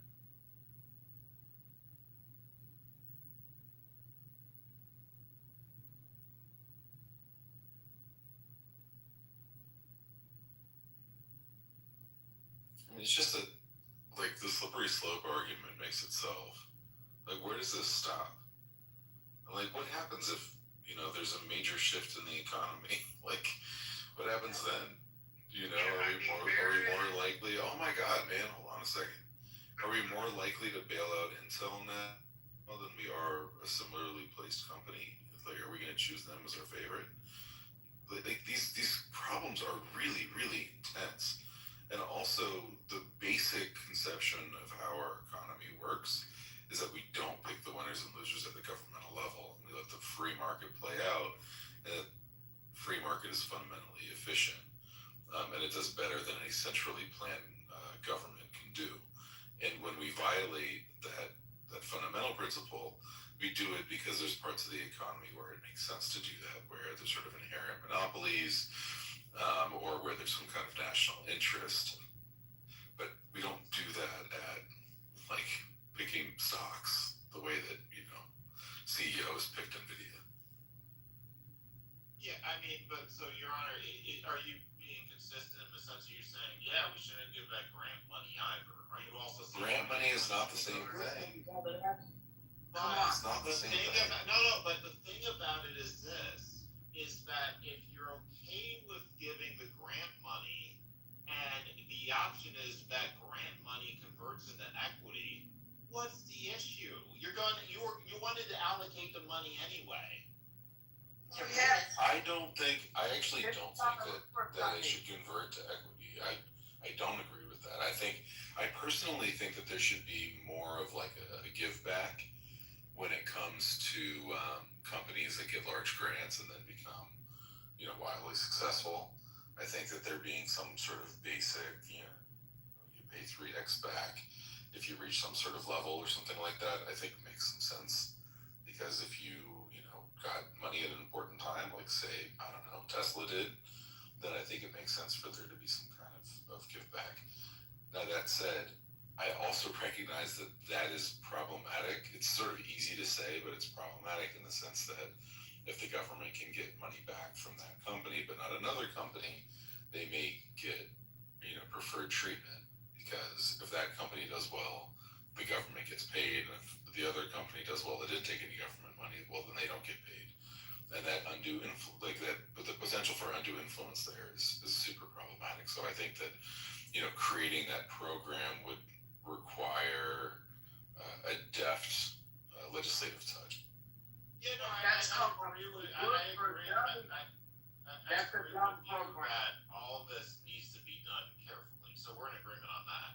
But your proposal is get a 3x return, and the reality is if they have an equity stake, they can get a 50 to 100x return over 100 years, right? So that is just a better deal. That is more in the interest of taxpayers. So I don't know what you're proposing, why that would be better. I hear what you're saying on preferences and all this and that, but that can be worked out in the legislative process. You have a solve for that, and we have to think beyond Trump. Trump, believe it or not, is not going to be the president of the United States the next 40 years, right? So we can't basically set long-term public policy based on what one asshole does. I just want to say thank you for reminding me that he's not going to be president for the next 40 years. I need that pick me up. Thank you very much. I appreciate it. So with all due respect to my ears, it sounds like you're engaged in more short-term thinking than, for example, your honor is being. Because there are a lot of levers that the federal government can pull, particularly one like this that likes to stretch its authority to suggest that companies or worse, coerce companies to do business with Intel when otherwise they wouldn't, when they would prefer to do business with other companies or in other ways that would juice the quote-unquote return. It's not fair competition. Whereas the risk to the economy writ large of that sort of top-down policy is humongous, right? Lots of lost opportunities, lots of inefficiencies that over the long term can really be detrimental to a vibrant economy. Yeah, I mean, so I go ahead. I think it affects fair competition if that really exists. I was just gonna say, that affects fair competition if the case is that they're semiconductor producers, then the natural thing to do would be to give them this space to restructure, okay? But not so much as to give them a unfair competitive advantage. As far as pure competition goes, it's actually giving them a boost, which is not. I think that's problematic. Well, if you pay attention to what we've been doing, we're moving away from the traditional idea of fair competition. Look at what we do in the automotive industry, right? If it was all about fair competition, we would let these Chinese companies in here and sell these cars. But why don't we? Because we know the American automakers cannot take it, and it would crush the amount of jobs. So we already are evolving, right? So I don't, this idea that we're just approaching things the same way as we did 20 and 30 years ago, we're not. We're already making shifts that are basically designed to help Americans, as opposed to just saying, oh, let's just have everything be fair competition. We're already moving away from it. So you're saying because we're already moving away with it, and so from the country perspective, global perspective. No, go ahead. So are we moving more towards socialism? Is that what you're saying? No, I'm saying that there are other countries already that do more private-public partnerships, and I think that us thinking about that more and strategically deploying that is in the best interest of America long-term. This is not a public-private partnership. That's not what this So is. some of these same Republicans were mad at Bill Gates for having Windows on all the computers. So it's like the government versus Microsoft. I mean, it's like, what are you saying? So now they're just gonna be an Intel, so they're gonna put all their chips in every computer? You want an Intel chip in every computer that you have? Yeah, I didn't. There's no natural selection. I might be using the wrong term, but like now it really gets political at that point. Like if you start choosing who you're going to do that for and who you're not going to do that for, that's real. Well, we protected the entire automotive industry, right? We've done this for an entire industry. We completely protected them. Well, what if it's not just one industry? What if it's whoever's ready to pay to play? Because if he's pushing his buddies to scoop up TikTok, or Ellison ends up buying Warner Brothers Discovery, which owns HBO and CNN, that's not free market anymore. It's crony capitalism. So really, it's not just about who owns. It's not just about who owns what company. It's about whether the market is still open and fair, or if it's just a big playground for the politically connected. I mean, it warps the economy. It is not even business logic at all. The smaller players can't compete. The whole idea of a fair market is tossed out the window, which everybody screams about, what is so beautiful about America. It also makes the U.S. look hypocritical when we criticize China or Russia for mixing politics with business. Precisely. Yeah, but again, we can't have our cake and eat it too, right? So if we're not going to get tough on balancing the budget, then you have to diversify the economy in many different ways so that we as a country can continue to thrive. It's just a reality. We're going to see credit ratings go down. We're going to see social programs come to an end. You have to do something. You can't just say, oh, well, let's just keep going into insanity. So social programs is gonna make insanity. It's not gonna make insanity. That's what you're saying. No, I'm saying no. You're not listening to what I'm saying. What I'm saying is that if we keep going in the direction we're in, there won't be social programs because there won't be budget to spend them. We keep diving into debt. The problem with what you're saying, CEO, is why don't you invest? This is the thinking of Turkey, for example. So that you can get mass production of hemp products to manufacture and distribute globally. Okay, so CEO, the problem with what you're saying is this is the thinking that is driven Turkey into the ditch. You just can't nationalize your way out of problems, and this has been tried many times over, and it does not work. There can be a good case for nationalizing an industry, right? There may be moments where it makes sense, right? I do believe that there's sectors, parts of the economy where it makes sense for them to be socialist in nature, right? Which is to say the means of production being controlled by the government. This, I don't believe in it at all. And there's lots of companies that have seemed incredibly strong and to be good bets that have turned out not to be, and relatively quickly. There's lots of examples of this, even in recent memory. So maybe Intel's a good bet, maybe it's not. But the downsides are just so rife. And then also there's the question of where do we stop? Yeah, I don't know, but I think we stop probably when he stops, because on one hand they warn about that killing our social programs. On the other hand, if the economy becomes more of a crony system that I described, and it's concentrated among his billionaire allies, the tax base doesn't get stronger, it gets weaker, which makes funding social programs harder. And you mentioned that, CEO, but if those same billionaires also control the biggest media and tech platforms, they shape the narrative, then there's market distortion. So instead of wealth circulating in ways that strengthen the economy, create the tax revenue, it stays locked up at the very top. That makes the government more reliant on that, not less. Exactly. Well, you're bringing up a whole different variable that I was not discussing. So Well, I'm not a lot of people disagreeing don't with know you. about Ellison. Yeah, a lot of people don't know about the whole Warner Brothers thing and quite a few other media companies. But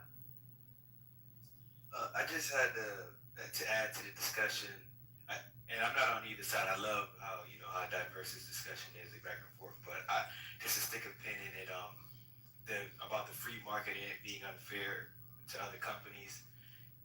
If the government wants to take stake, the government took stake in a lot of different companies in the past history, and the competitors have not been disadvantaged or destroyed in any type of way. So I think if we're going to make an argument, well, General Motors, AIG, a couple of companies that the government took stake in, and Ford didn't go anywhere. United Healthcare didn't go anywhere. Allstate, all these other Citigroup, Delta Airlines, Christ. There's a lot of companies that the government took stake in, and their competitors were just fine. It's more of a save thing, like CEO said, than a picking to move forward or choosing to like a favoritism type of vibe. So that's the only thing I had to add. I guess I'm just trying to reconcile in my brain, my limited knowledge of economics, what would Adam Smith or Milton Friedman think of this, the champions of laissez-faire capitalism and all that? It's not why are Republicans? Well, I don't. They say it's dumb. It's the duh. So Scotty, I'm not. That's a very quick answer. Would they have an understanding of the amount of debt the U.S. is in and the current kind of economic dynamics? They might not think the exact same way that they did at the moment, because their philosophies were based on how the world was then and what they saw in the foreseeable future. But wouldn't they just let the companies die? I don't know. On which company, how much it influences, how we live.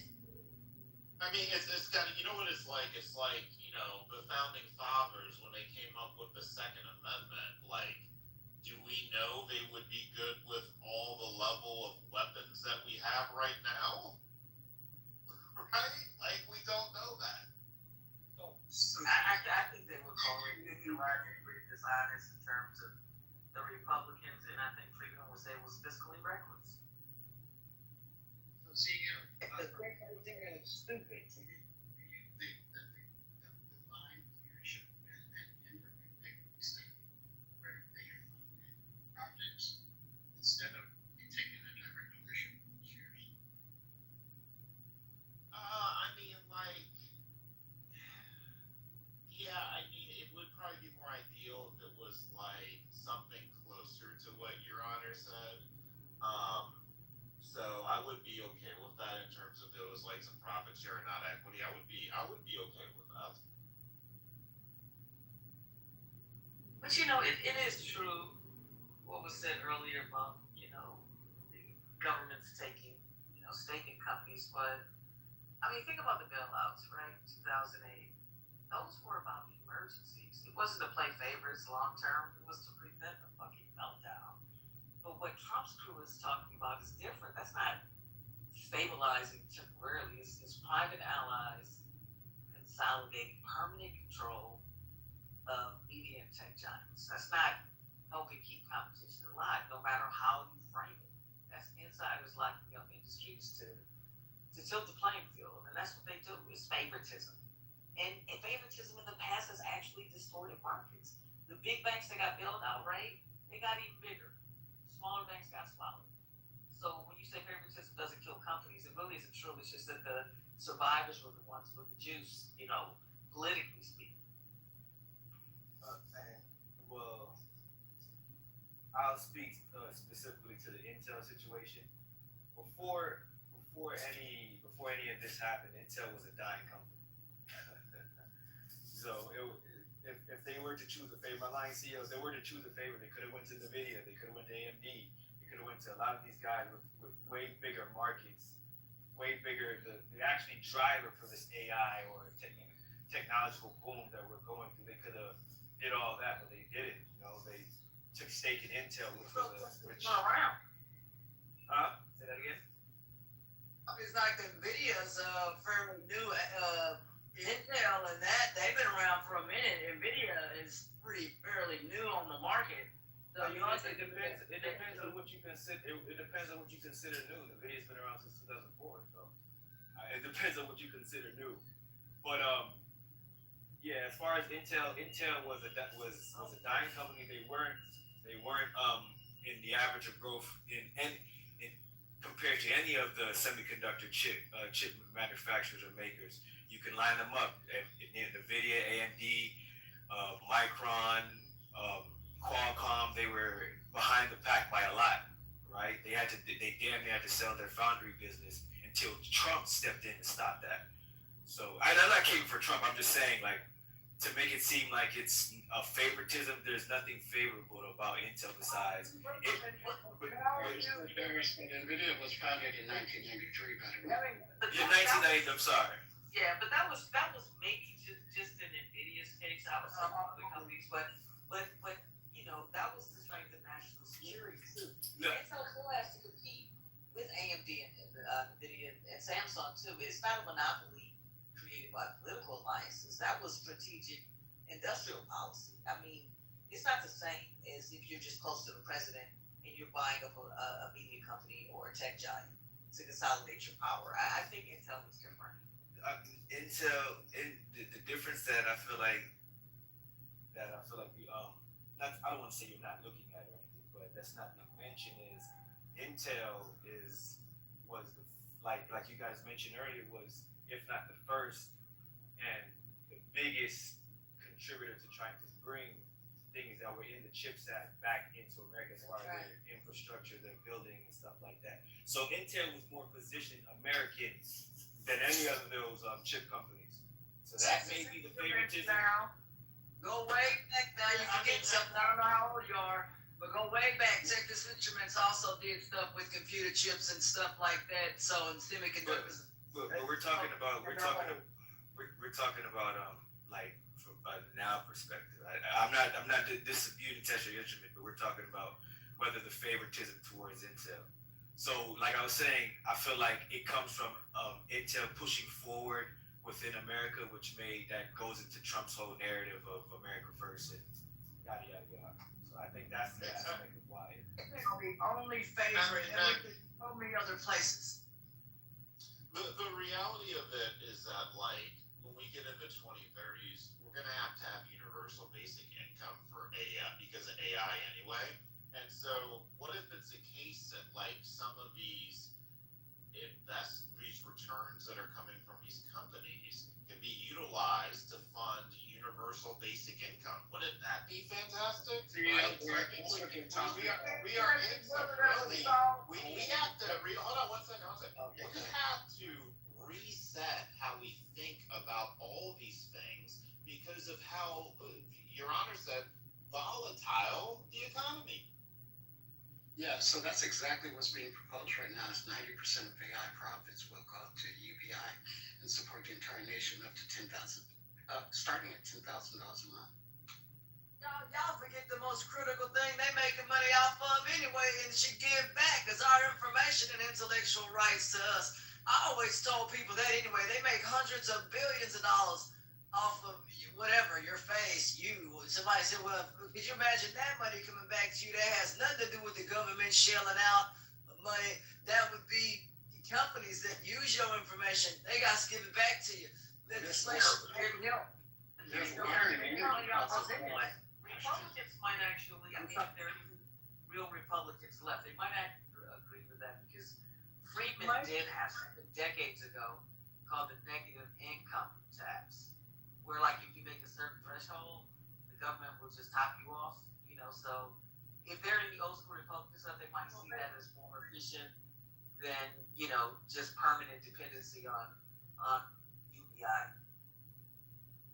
Basic income seems horrible. I mean, people want to be able to make what they want to make. I mean, if you're telling someone that's making, I don't know, $1 million that you have No, this it's a minimum. It's not reducing what people make, Ashton. Okay, all right, guys. It's a I'm minimum. just saying, look, I'm being critical. Hold on now. I'm not critical. I'm trying. There's no cap. Okay. It's All right now. No cap.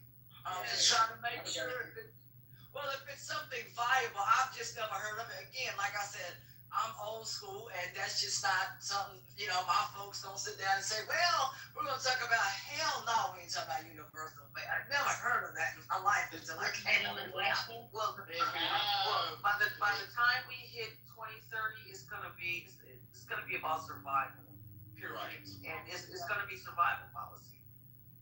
Yeah, I mean, and there are like some countries that have this currently, right? There's Middle Eastern countries that have like a royalty, which is essentially UBI, like each citizen Those gets socialist 50,000 or countries. 50,000 a year. Alas. And that's just their baseline. They can have a job and make as much as they want to, but they get a baseline level of income as a royalty.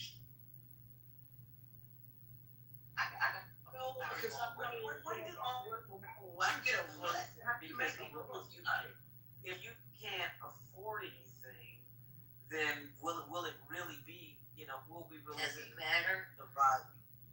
No, I'm asking everybody's thoughts in terms of it's just like everybody's so trippy about the way that we are doing everything in terms of electrical versus gas. But when they raise the price of electricity, will it just balance itself out? And I was just wondering the same with UBI and inflation. I agree with you. I was just wondering if anybody had any thoughts on it.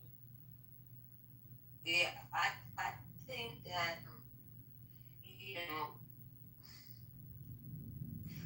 I don't think it would be any different. Like you said, it would just raise prices. And then it's in a plain talk way. People need something to do. They need to feel like they're accomplishing stuff. If they're just getting this base income and they're not working, because I can't see how that could happen, that everybody would be working unless you cut to say 4 hours a day and have 2 shifts or something like that. Like, people feel like they're doing something. What do you do with that? What do you do with? Like, how did that work? Yeah, I mean, so like, this is where society's gonna end up anyway. Like, have any of you watched Star Trek? Right, in terms of like, there's so much technology that if you're in a world where you have 3D printing or replicator devices so that there's food for everybody, right, and there's more resources, then like, people don't have to operate the same way they do. So if AI gets so efficient at doing all these other things, then it frees people up to pursue other things. What about having a life purpose that isn't just working from 9 to 5, 40 hours a week and being a slave, right? What's wrong with that? What's wrong with spending more time? Hold on, let me finish. What's wrong with spending more time with your family? What's wrong with volunteering for nonprofit organizations and seeing life being big and creating? I love what you're saying right now, CEO. You're talking my language. But all the time. I agree with that. I had that conversation with someone earlier today. Only thing is, how we get there between now and then. Kids do not want to work 8 hours. They are complaining that work-life balance. They're already saying that. Well, they don't like working the job that they don't like. That's why. Because like your vision. CEO is talking about doing what you love to do and contributing the way you want to contribute, and not have to worry about like AI is going to provide for all the like basic needs that you can do what you want to contribute, do what you love. I mean, that would be amazing. I want CEO's vision. Like, I want it to happen, but I feel like instead of Star Trek, it's gonna be more like Dune. That's the problem. I'm looking at it. The transition period is what's the concern, is getting there. And there's, obviously there's a good way, bad way to get there. And there, we don't want it to be hurtful where a bunch of people get fucked in the process between now and then, or people die in the process of getting to that vision. So I'm again from the country. Is AI going to take care of all? Whatever you think. It just doesn't work. You've ever seen the delicacy of grapes and tomatoes, and you got some robot out here, whatever, bro, and that just ain't working, man. It's just not gonna work. We gotta have laborers out here sometimes picking stuff. You ever worked on a farm? You think some robot gonna come along and clean the chicken coop? No. You gotta have somebody pick that stuff.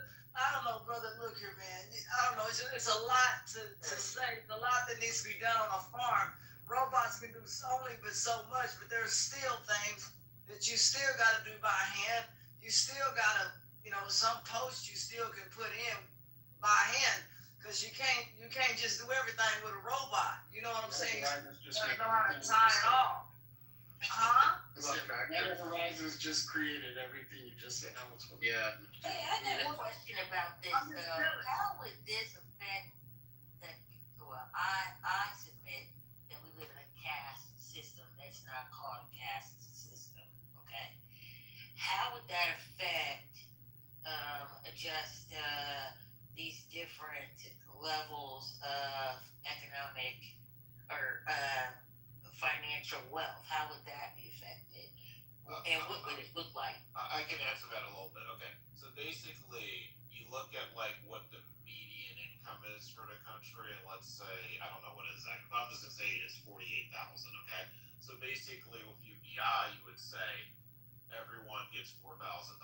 Now again, people can be Uber drivers, they can run a business, they can do anything they want to, right?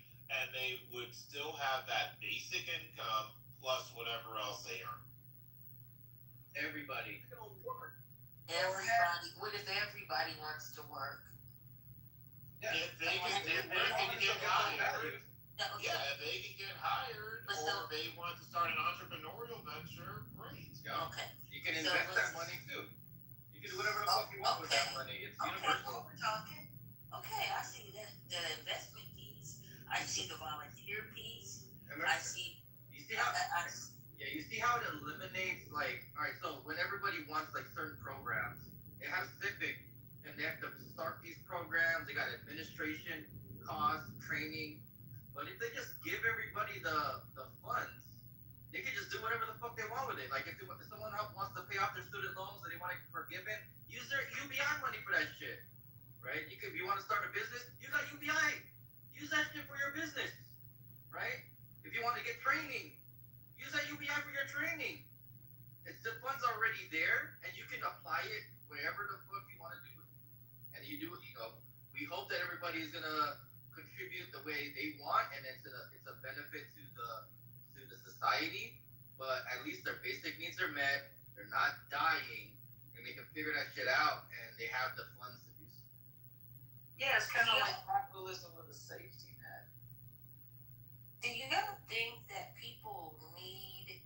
Okay, so I know we're talking about AI, and I know it's not going to replace everything, but it's going to replace a lot of things.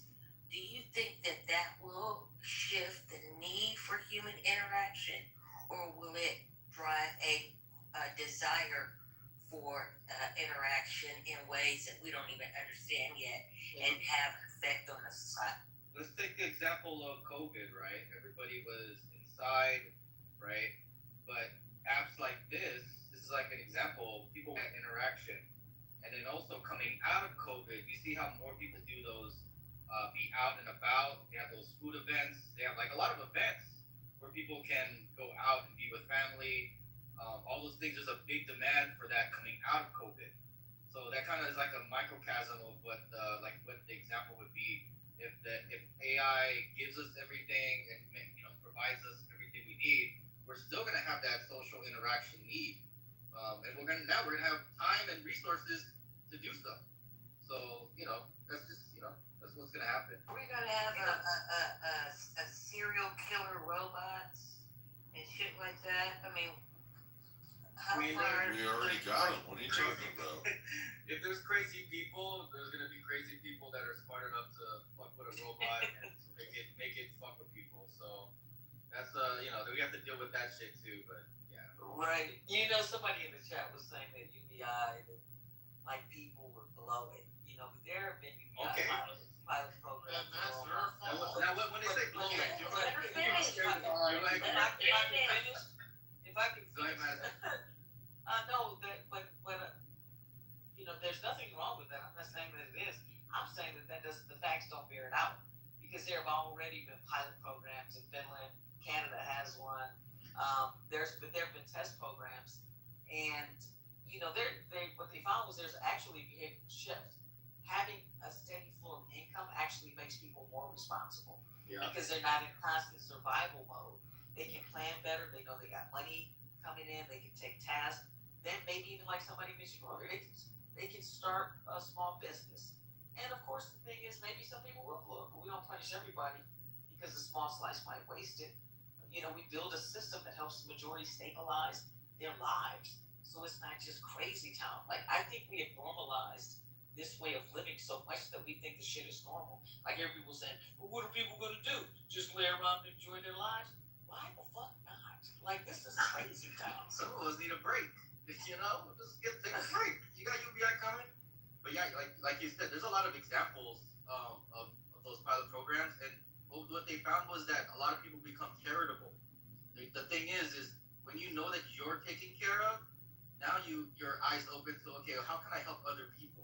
Whenever there's a scarcity mindset, a lot of people become individualistic and they become selfish, and so they try to I gotta take care of myself first before I take care of anybody else. I can't help nobody. But once their shit is straight, then they can go out and help people, and then they find ways to help people. And now with UBI, they got resources and time, so now they can apply that shit wherever they feel like they want to help. And when everybody's doing that collectively, society becomes a better place, and that's what they found in those pilot programs. So Houston, they try to do that out here, where they try to give out, something, and the governor didn't like it, and all that stuff. And I think if you can help people in any way that you can by giving them money, it was also proven with shelter, right? People had better outcomes knowing that they have a shelter over their head, not having to be fighting the elements and all these other kinds of things. So I believe in that kind of stuff. And if people want to work, they can and should, and those kinds of things. And if people blow it, like you said, it's not a program. I've never heard of the universal basic income stuff. Just never heard of that until coming on here. But you're saying that just because a couple of people mess it up, that the entire program won't go away or whatever, because because of a couple of people. So I get it. I just trying to figure out how possible it is when the government's already complaining about the money that it shells out now for these programs. I'm just wondering, is there going to be a sliding? They don't need an extra universal income or whatever, but is that program going to be set up in a sliding scale way, or how would something like that even work? Because we put sliding scales, so I'm not really sure how y'all would do that. How you do that? It's so much money for everybody. That's that idea. That it wouldn't matter. It'd be a minimum base thing just for being here. Yeah, I mean, and this just exists in a world where corporate profits are just so obscene, because they don't have to have as much human overhead, right? So You would pay for that. So you would be taxing them more, right? Because their profits are so obscene. So that would help fund this as well. Yeah, and the whole thing about like the sliding scale that you asked about, I'm not sure. I think the sliding scale was more like Friedman's idea of a pure UBI. Everybody gets the same check, rich or poor. The fairness is in the universality of it, and so there's no stigma, no bureaucracy. But what rich people do is they just pay it back through higher taxes. So there's less way of taking. if you get it to a sliding scale, it's gonna be cheaper. What happens with bureaucracy and stigma? Who qualifies, right? Who doesn't qualify? What you have to make, what you can't make, you know, what you can't eat at home. Just all types of hoops to jump through. Yeah, if you do like the math, right, and you take like the top, they call them the max 7, and you do the dividends on the max 7 for like say 10 years out, you end up with like $200,000 per person for 260 million. Yeah, guys.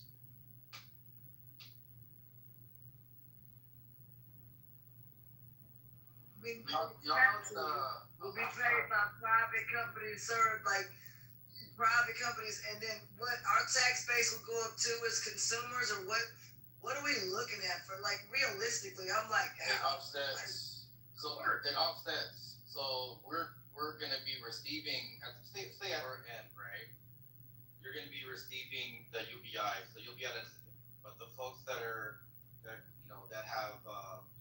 higher, well, a lot of people are saying that it would be like more like a value added tax, so that way it's it's not based on income, it's based on value add. That way they could get value from corporations as well, and so it'll be a flat VAT tax, and they would be charged more. Obviously, universal, right? Everybody receives it, but if everybody is receiving $1,000 a month, but they're paying more in taxes if they're a higher income or a higher tax threshold, then they'll be putting more money into the system. Similar to like Social Security, right? Similar to like Social Security. So it would be paying out more to the folks that are lower income, and it would get more of the value from the people that are at the top. Yeah, and one reason why we want more viable not this time, Ashton, is because there's that AI component, because they've done these pilot programs and they've been talking about UBI, for years now. And then remember, there's an existing, food stamp system, housing vouchers, all of that could be consolidated too into UBI along with the higher taxes and corporate taxes too on some of those larger companies, even Apple, Amazon, Google, and then for wealthy as well. But the biggest different component that at least makes me feel better on it is AI. I just feel like this is a redistribution of income, whatever you want to call it, with a zero net effect. I just don't see how that is really going to benefit anybody in a real way. I think it's all just good. Let me ask you a question. So corporations, businesses, do they benefit from an economy that has with their consumer base having resources, time to spend their money? Does that benefit those corporations? Time to spend money? I'm gonna say yes for sake of this conversation. Yeah. So by providing that value to those consumers, it'll help their corporations because they're able to be more productive because they can apply those resources to businesses, to maybe their education. Like it'll be a down, like basically a trickle up. It'll be like a trickle up type of economy where all of those people at the bottom now have resources, and that helps with businesses because now their consumer base has resources. They can spend money. So, but it's also going to raise prices because it's going to raise prices, and we're assuming that resources are that we have plenty of resources. But what if we have a shortage of something? Give me an example. Shortage of oil. Or something that components or something. Shortages in those areas. That's probably not a good example, but somebody gets give me like an example. Because we're talking about the AI piece. Let me know if there's an area that AI would not would not be a solution for a given area. I mean, shortage of something that's a basic need, like water.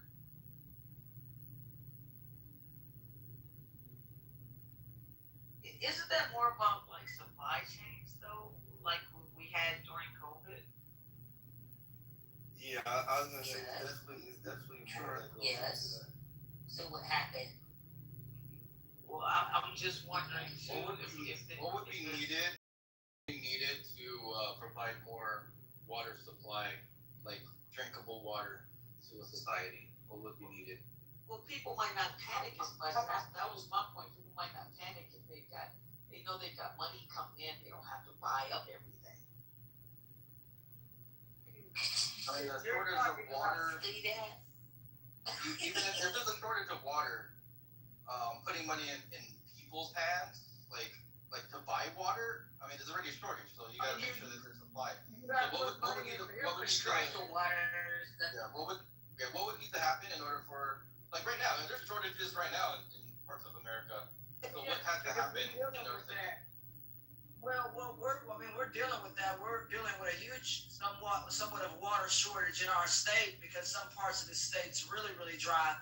And what they're trying to do is build a man-made lake, 71,000 acres, something like that. It'll hold that kind of water in volume, but the lake is absolutely massive, and they're going to put massive aquifers underground and drop that water gradually through gravity so that it just kind of flows downhill and can connect 2.5 million homes online. So the infrastructure investments and money that has to go to not just what y'all are talking about, but that's hundreds of billions of dollars that's earmarked for these projects to come online. We have to have, at least here, they're talking about better aquifers, and that's hundreds of billions of dollars to bring and move that kind of volume and water online. It's a lot of people that they're trying to get water to right now.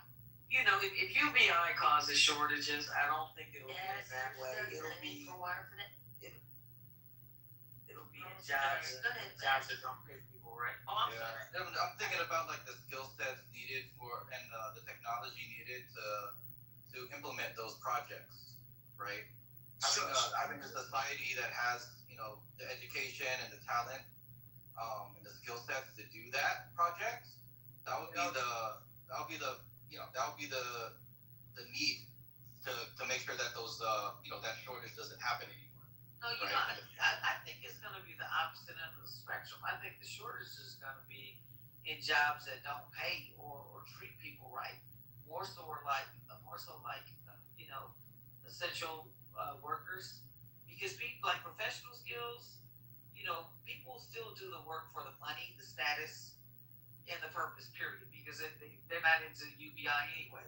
Doctors, lawyers, engineers, and then in automation sectors, AI, when robots are going to replace a lot of those people that people walk away from. But the stuff that people enjoy doing, like I'm in entertainment, right? So artists, musicians, entrepreneurs, that would actually give people in our field a boost. And people in those kinds of fields do jobs they genuinely enjoy, and hopefully the money comes later.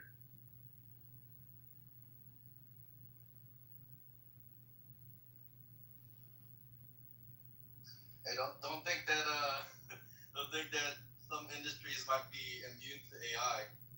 There's a lot of things that get created in Hollywood strictly with AI.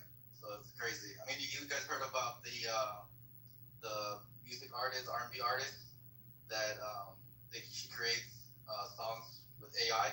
She doesn't even show her own face. She has like an AI avatar, but all the songs are created by AI. How good is this opportunity? Yeah, we'll put it in the chat. Y'all judge for yourself. I'm not gonna I know who you're talking about. But do you also know that before they found out she was AI, that the deal that she had was 10 times? So she got a hell of a deal, but it's 10 times less than before they knew that she was an AI artist. But I'm in Hollywood, and that's one of the reasons that, we went so hard with strikes was because of AI protections. So we have protections when it comes to those things.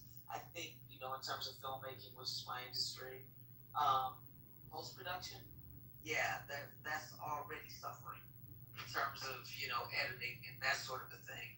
But in terms of actual content, you know, content is splintering all across the board when it comes to Hollywood because our industry has been completely disrupted and overturned. So a lot of those things, you know, will remain to be seen. You know, what we're trying to do is get in front of it and use AI as a tool so that it's not a threat to us, so that we can incorporate it into what it is that we do.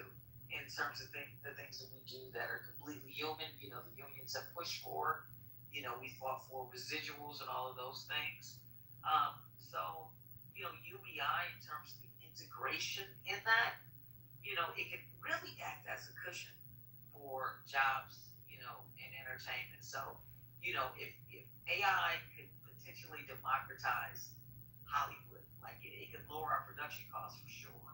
But we're further away from that than we think. It takes a lot more to do a full-length feature than it does a 10-second clip that you may see that has zero storytelling in it. You know, but so what the worst case could be if the megacorps, you know, Disney, Netflix, Amazon, if they monopolize AI content creation and we don't do it independently, that's what's going to gut the labor. And I'm telling you, it's going to be a whole bunch. Do you think content is bad now? It's going to be absolutely soulless if that's what happens. So it's either going to be a tool for creative freedom or it's going to be a weapon for corporate consolidation. And everybody might as well just, you know, sit in their rooms and I don't even want to say it on here because there's going to be nothing to do or watch. You play with themselves. No, Thank you. I You said it out loud. Here's the thing, because I'm with you 100%. The thing, though, for me, and you won't have to worry about me because I'm too old to even worry about this whole thing. When it's at its maturity, maybe not. However, I like live music. I can tell the difference because my ear is such that I can tell the difference between digital sound and raw sound. And I don't think I'm alone in that. Yep. And I like performances. I don't want to see no avatars. You know, I want to, and I'm willing to pay to see those natural faults that take place on stage. You know, all the natural things that occur that are just magical when you're in real time. That I place a value on that. Do you think that will go away as far as entertainment? I don't think it's gonna go away because people still love jamming. I mean, AI will probably be. I mean, it's already production right now. Like you can make AI, you know, build the instruments for you, right? And so that way, you know, you can have more production of those instruments, and probably people have more time to learn those instruments, right? When you were talking, Butter, I want to share something with you because I'm actually planning my 25th high school reunion, and we just booked a live band. Like we want to get that. You know, have you guys ever been to like an R&B brunch or like an R&B live event where there's like a cover band and have like a full-on band? I thought we were gonna book maybe a 3-piece band. You know, maybe one or two vocalists. But here's what we got. We got a full band: drums, keys, guitar, bass guitar, horns, 2 vocalists. It's gonna be crazy. We're gonna have that whole full-on thing. And that's what people love, right? But go ahead. I'm sorry, but you know, you can do that before AI. It's called sequencing. You know, that's been done. But what the music industry could do is potentially follow the lead of what we're trying to do in Hollywood. It's like if we use AI, if we use it like Photoshop, basically, to enhance. So in terms of the music industry, especially like if it's a live venue, and you use AI for your sound mixing, you know what I'm saying? Then people are gonna lose their jobs. Yeah, but it's gonna be new roles. It's gonna be AI supervisors, AI data trainers, ethics, compliance, all of that. So that way we stay human driven and use AI as a tool. And that may, I don't know about other industries in that way, but I think that is vital for the arts. You know, we don't want to make widgets. content. I Yeah. that's just platform. And I think there's gonna, yeah, I think there's gonna be a retro culture still that's gonna evolve from that too. I mean, it's still around. Yeah. People want to unplug. You know, there's gonna be spots where this is the unplug area, and we're gonna like commune that way. You know what I mean? Yeah, that's true, but it's difficult to make a living off of the communal situation. But when AI pays us all this UBI, we don't have to worry about money no more, right? Like I said, We're gonna do this by hell of it. we just came full circle. So right now, y'all, even now, around the country and the world, you have these festivals, right? And on festivals, and there are just these magical moments. How do you pre-program using AI? If I understand the enhancement feature that you're submitting, how do you keep that essence of just this and actually enhance that versus take away from it? Is that? Are you talking about like a live show? Yeah, like you've been in live shows where I don't know, there's just this magic sometimes that happens. Like, and I'll just make this an example because everybody remembers, if they're old enough, when Michael Jackson did the moonwalk across stage, right? How do you keep that kind of magic associated with a a real-time experience with AI? How does that work? Because most of that has to be pre-planned, correct? Well, that's it. AI can't replace our humanity. Okay, I mean that's his biggest that's the flaw. point. Okay, I think the closer that it gets to simulating that, or maybe even allowing a human to duplicate itself and have like imagine a celebrity singer or artist that you love, but you're able to have a personal appropriate conversation and interaction with them face to face. I mean, that's what a lot of artists are doing already, right? You've seen Chris Brown in his photos, and want to make sure that they have that one-on-one experience. AI might get to the point where they can allow all these people to have that one-on-one, like interaction with them, where they have like maybe at the show, they instead of them just seeing one person on the stage, that artist can just be popping right in front of them, singing to them face to face, and then everybody in the whole audience gets to experience that same thing because it's not limited to just like one human. I'm just thinking like outside the box. Yeah, like, I get it, where technology can take us, right? yeah, I get it, but I can't pass it. No. Imagine feeling their skin, like they touch your face. Wait, but what's so cool about what you just described, Jeremy, is that that feeling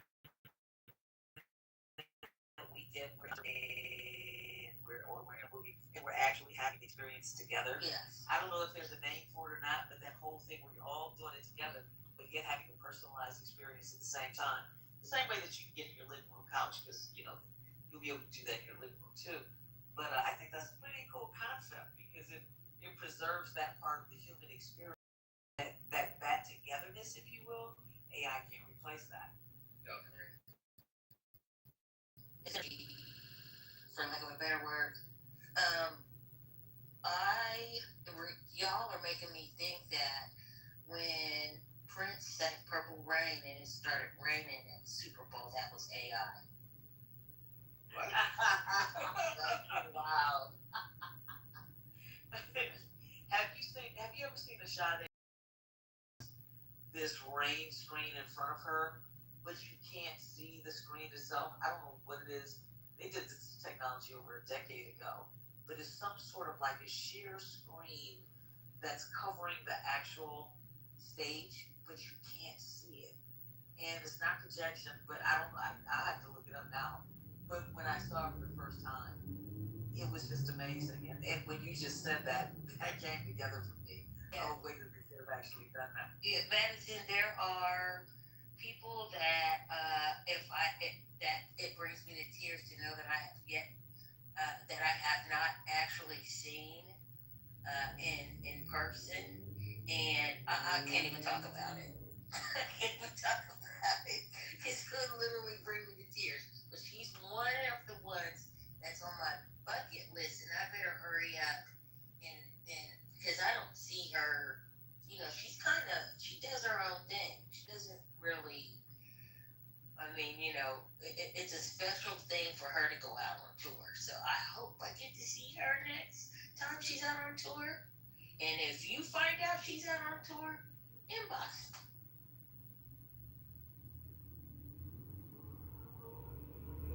Will do. One of my definite favorites too.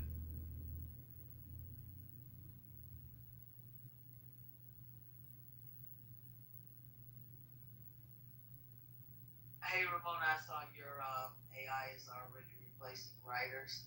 I'm a writer myself. I'm a writer and producer, and I've got about 40 projects in development. And I'm also an EVP, editorial development company. It's actually what we do, what we've been doing for 30 years. And what we're finding right now is that, you know, that was one of the things, again, that was one of the things that we fought for in the writer's strike. That we had to pay for because those strikes really set us back, especially after COVID. And upon the return of this year, the mantra in Hollywood was stay alive to 20 till 25. And then 25, top of the year, we have the fires, which set back a lot of investors and a lot of people in the industry as well. But in terms of writers and AI, we do have those protections in place, and none of the majors are putting any. If there is AI content being written, it's against the fucking rules. But that doesn't mean that they might not get away with it. You do have to cite it if you do it. But there's so much stuff in the Hollywood pipeline. Anything that's being worked on now, you won't see until a couple of years from now, anyway. But hopefully that's not the case because, from my perspective, anywhere, you know, when you look at the stages of film development, when I look at, you know, there's development, there's pre-production, production, post-production, distribution, and some people include marketing in some of that. Out of all of those phases of filmmaking, writing should be the last thing, the last vestige, because it literally all starts on the page. Everything that we do is about story. Of course, there are actors, you know, who interpret that. Directors is the director's vision too. Except television is a writer's medium, film is a director's medium, but it has got to start on that page. And if it's not the last vestige, it's going to lead to that soulless thing that I described. At least the crap that we have now is human crap, but you don't want to see AI crap. Hey, it's why you mentioned I heard because I know that community, especially those of color, probably are in proximity for the most part. You wouldn't happen to know Catherine Tyus Adair would.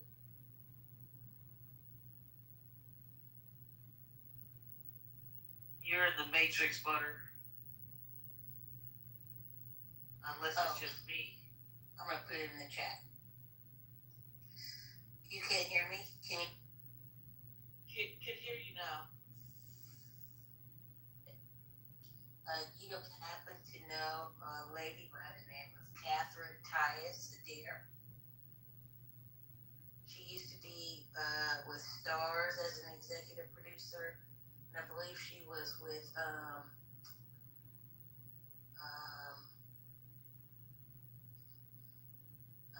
last edition with Stars, and then there was a layoff there, but I'm catching you guys. I'm okay. That is still like, you know,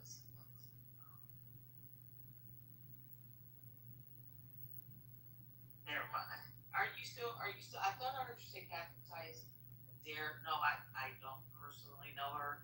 And this is actually my second career. So there are some people, I've been in media for a long time, but I was a radio personality before that. So I'm even though I've been in Hollywood for over a decade now, I'm still kind of a baby, believe it or not, because it can take 25 years to get a project done. But I don't know her. But it sounds like she's doing some amazing. You should Google her. You are interested in meeting her. I'll set it.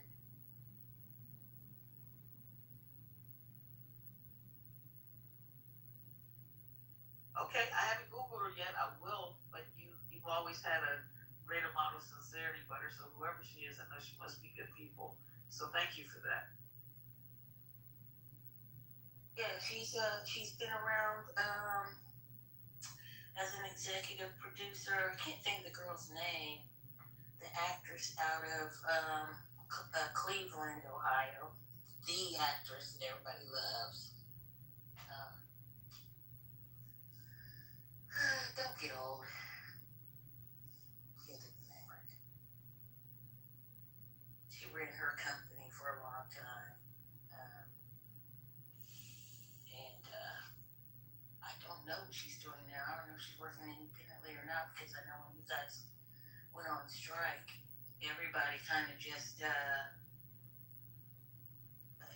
lot of things changed. And I don't know, has it gotten better or not? No, it definitely hasn't gotten better. There's been a lot of belt tightening. Everybody wanted to get their own streaming arm until they figured out that the American consumer can't always necessarily afford Stars, Paramount, CBS, Netflix, all of these channels at once. And so everybody belt tightened. And they kind of used the pandemic and the strikes to say, all the development deals that we have on the table, we'll trash those. We don't have to honor those anymore.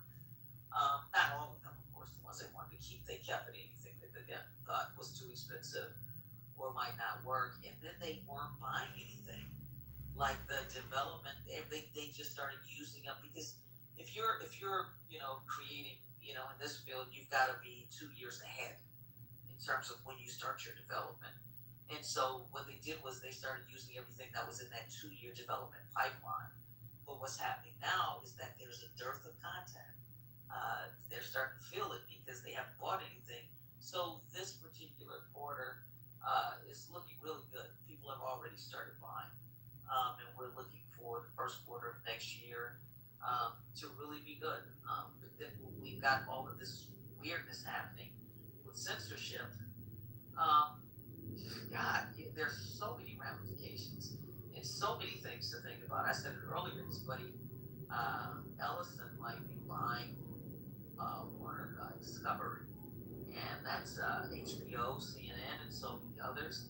So it's like, damn, we can't catch a break, and so we'll see what happens. But I've got a film fund that I'm launching, that I just launched in Detroit. I'm still in Detroit right now.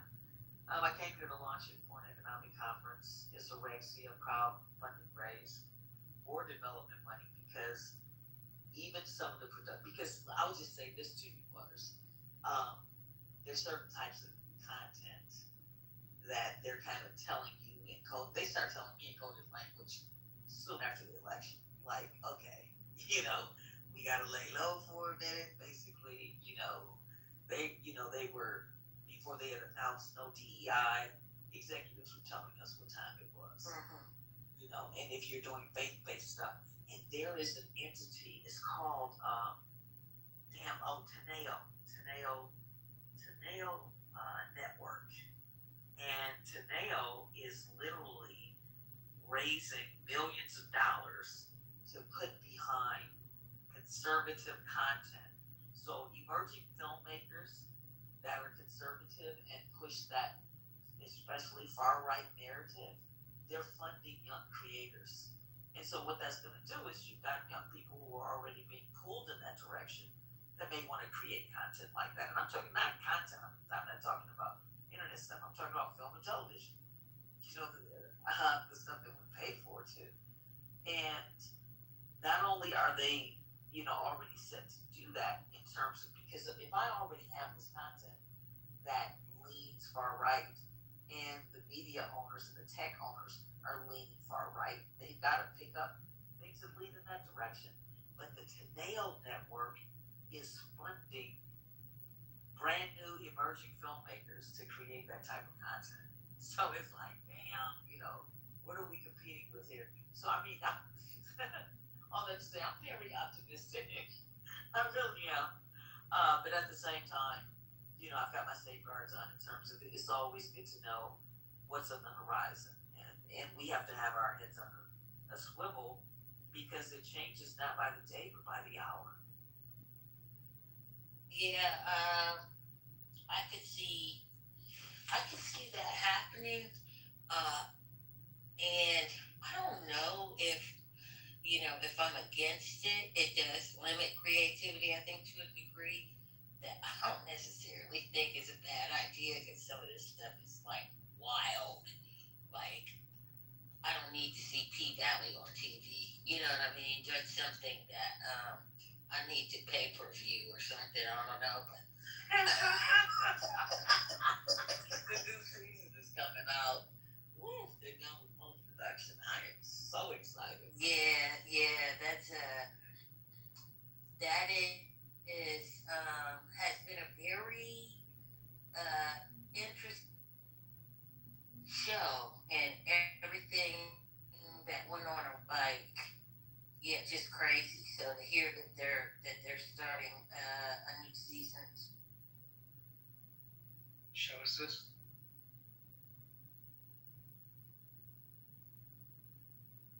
It's called P Valley, and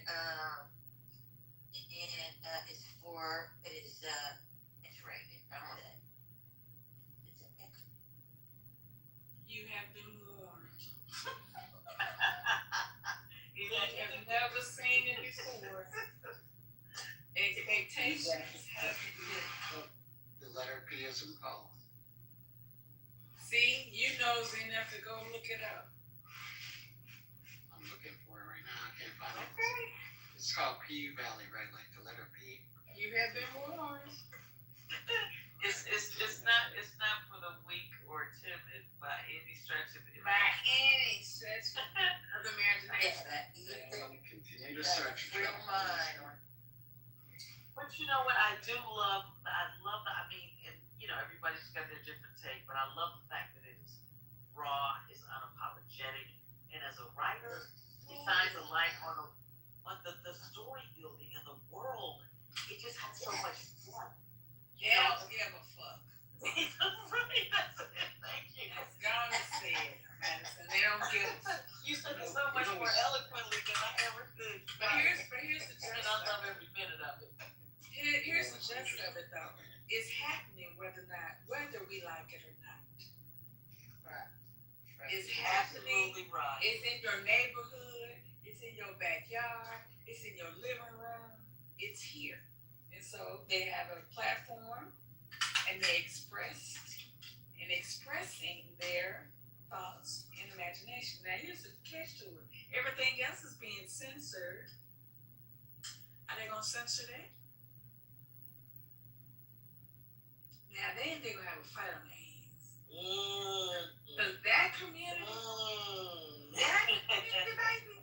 So I work for a radio station. I'm a sales manager for a radio station.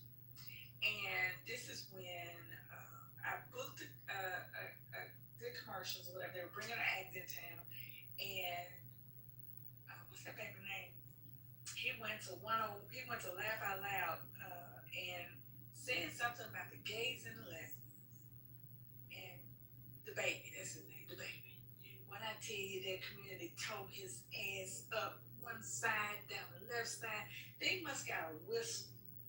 Because when I say the grapevine is not fast enough, Greyhound is not fast enough, whew. And so my people on radio were talking about it because it was on ESPN. Now, you did something at a comedy show, but when ESPN picks it up, it's open. You know what I mean? And they called me and it was, and your station, and we paid you money, and we're gonna come up there. I said, listen, that ain't what you wanna do. Cause I swear I ain't had a good fight in a long time. You wanna think this cute shit is funny, you come up here and try it. First of all, I'm in the middle of a bank. understand, you know, how they felt about it. When I tell you, I started getting text messages about how they do and what they do when they terrorize you and all that. And it's like, so I don't leave the bed and don't go nowhere. I'm like, listen, they don't want none of this because I've been there for all the asses, and we all gonna get our backs dirty, okay? And they don't want to get dirty. But that community is amazing. They had to come back up here, and they all came. It was like 16 of them came into my office to apologize when I explained to them, you do know that it went all across the United States. When ESP picked it up and it had nothing to do with sports, come on now. Now, they stick together. But they will wear your behind out. Worse than the beehive. They worse than the beehive. Baby, Beehive ain't got shit on this. Do you hear me? Worse than a beehive. So I just want to see when they stop and they censor that community, it's going to be a fight. Get your popcorn, get your belt, get your gun, get out whatever you feel comfortable. Get a book, whatever you got to get, because it's going to be a show. Baby, it's going down. It's going down. It's going down. The day they say they can't do X, Y, and Z, baby, I'm going to be here with my popcorn. I'm telling you. I know what they do. They're about to get me. That P Valley is wildly entertaining. Okay, Oh, wildly yes. to everybody. It's not just gonna be that community, it's gonna be a lot of folks. That show is beloved. Because the fact of the matter is, you were so right when you said those people are here. They are here. Absolutely. And what are you gonna do about it? And you know, it's like these layered characters that have these universal stories. And it's just, you know, these are people. These are people that work, that are entrepreneurs. They have real world struggles just like everybody else. And that's what I love is the story. Baby, I had a little something for a little change, a little strange, a little thing to make this money, take care of these kids. Hey. And you know what we gotta understand is not only are they here, they have done meaningful work historically. You know, especially for, you know, the different movements. Like they have spearheaded, they have put their lives on the line and all of that. For I can remember as a child in church, them coming through clean as I don't know what, head to toe, sitting in church as their little conservative way of protesting the fact that they actually enjoy going to church. And I'm talking about one of those old apostolic foot stomping. Oh, baby, they showed out that time. Marie, what is you talking about? Yeah, yes. They will. They're in the choir. Yes. You know, and honestly in the pulpit, so we need to quit playing. The day they say that they have no voice, I'm telling you, grab whatever you feel you need to hold tight, a blanket or whatever, to watch the show. Because, baby, I'm going to be right there watching. Because it's going to go down, down, down. But you know what, though? I also see some other things happening with P Valley, too. Because when you know, when I talk to execs about it, there's a demand for authenticity, no matter what the community is, niche communities. And audiences are tired of watered down stuff. They want authentic voices. They want real lived experience.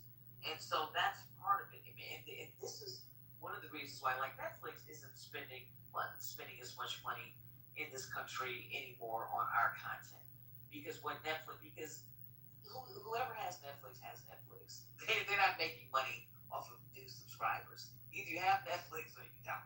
And so they have gone into other global markets, you know, Africa, you know, and Australia, just different places, because what they're doing is that's why you see sometimes these stories from other countries, other continents rather, popping up in your feed, because you know there's so much more global content when it comes to that, and all of those pieces are niche pieces, you know, and you know, shit, P Valley is people relate to it. Yeah, it's prestige level writing, and it's shot so well. The cinematography, it is beautiful. It's some sexy shit. I'm sorry. scene when the gentleman that comes to the club introduces the premium dancer to his woman, and she starts taking pictures of her. Do y'all remember this scene? And they have romantic. I know exactly what it is. Oh my God! I said, and I ain't even gay, and that Listen, if you need some techniques, you gonna make me watch that. Listen, if you need a few techniques, fellas, you need a charming. P-Valley will teach you a thing or two. I mean, I thought that was such class. Just the angles that they used, because I can imagine that it takes the technique to be able to get those shots of those girls that they do and capture those certain positions in a way that's impactful. That you couldn't just do that. You got to be trained and good at what you do, and the action, the interaction. It's very well done. Did it ever win anything? Does anybody know if it was created anything? It may have been nominated, but I don't know if it won anything. I'm gonna go check.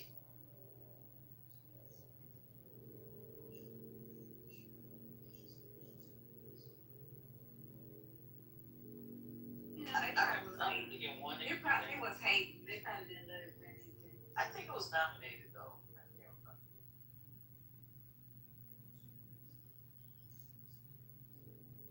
And Ramona, we got you. The company that we've been telling, we've been doing storytelling for over 30 years. I haven't been with them that long. I've only been with them 3 years, and I'm an equity partner. But we have dedicated ourselves to storytelling. These guys have won Academy Awards, Emmy Awards over the years, and script doctors, some of the biggest writers in Hollywood. But they've worked in obscurity because of that, Yeah. And so we got you, Ramona, and as a matter of fact, we're leaning into those kinds of stories because somebody's got to do it. And it did won a substantial award. It won Glad Media Award for Outstanding Drama in 23, the NAACP Image Award for Outstanding Actor in Drama Series. Nico did, the guy that plays Nico in 2023 and 21. And Loretta Devine, I love her character. She won for Outstanding Supporting Actress, an NAACP Image Award. There's nothing beyond there's nothing beyond certain types of awards, if you know what but it definitely it's definitely award worthy. Yeah, it's definitely award worthy across the board.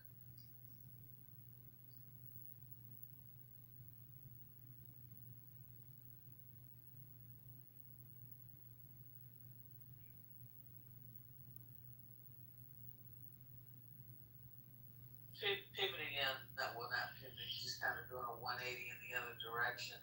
That company that I told you all about, I founded Teneo Network. I'm putting it in the chat. This is the company that I was telling you about. That is a national network that wants to shape. That's what they say, American culture, and they are recruiting, connecting, and deploying conservatives to shape Hollywood, basically. So I probably shouldn't even be sharing this because if you're a conservative filmmaker, you shouldn't be knowing about it. Let me take that out of there. Scratch that. But anyway, just be aware of it.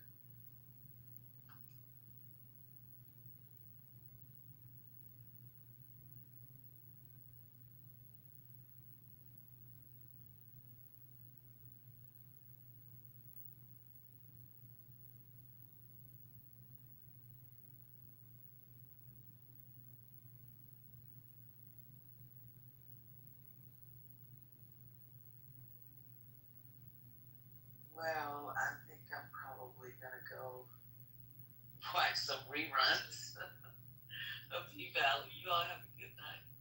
You too. And thank you for the room. It was a great conversation tonight. That's good. Hey guys, is everybody asleep? What y'all talking about now?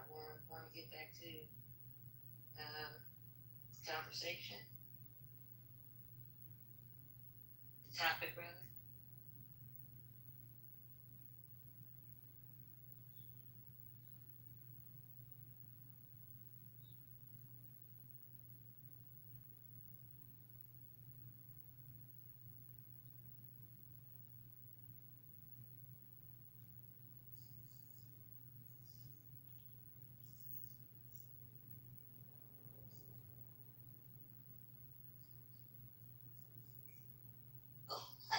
I know you ain't talking to me. I don't have no pull nowhere, girl.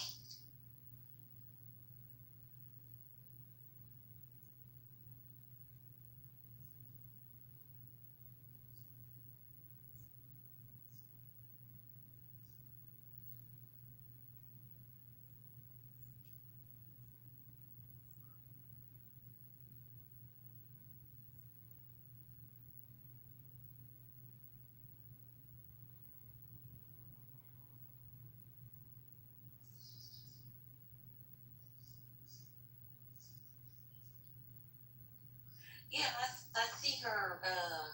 Maybe that was just the last thing she said. She was popping up. You know how the audio pops up on the bottom of the screen? I see it, so I can see why you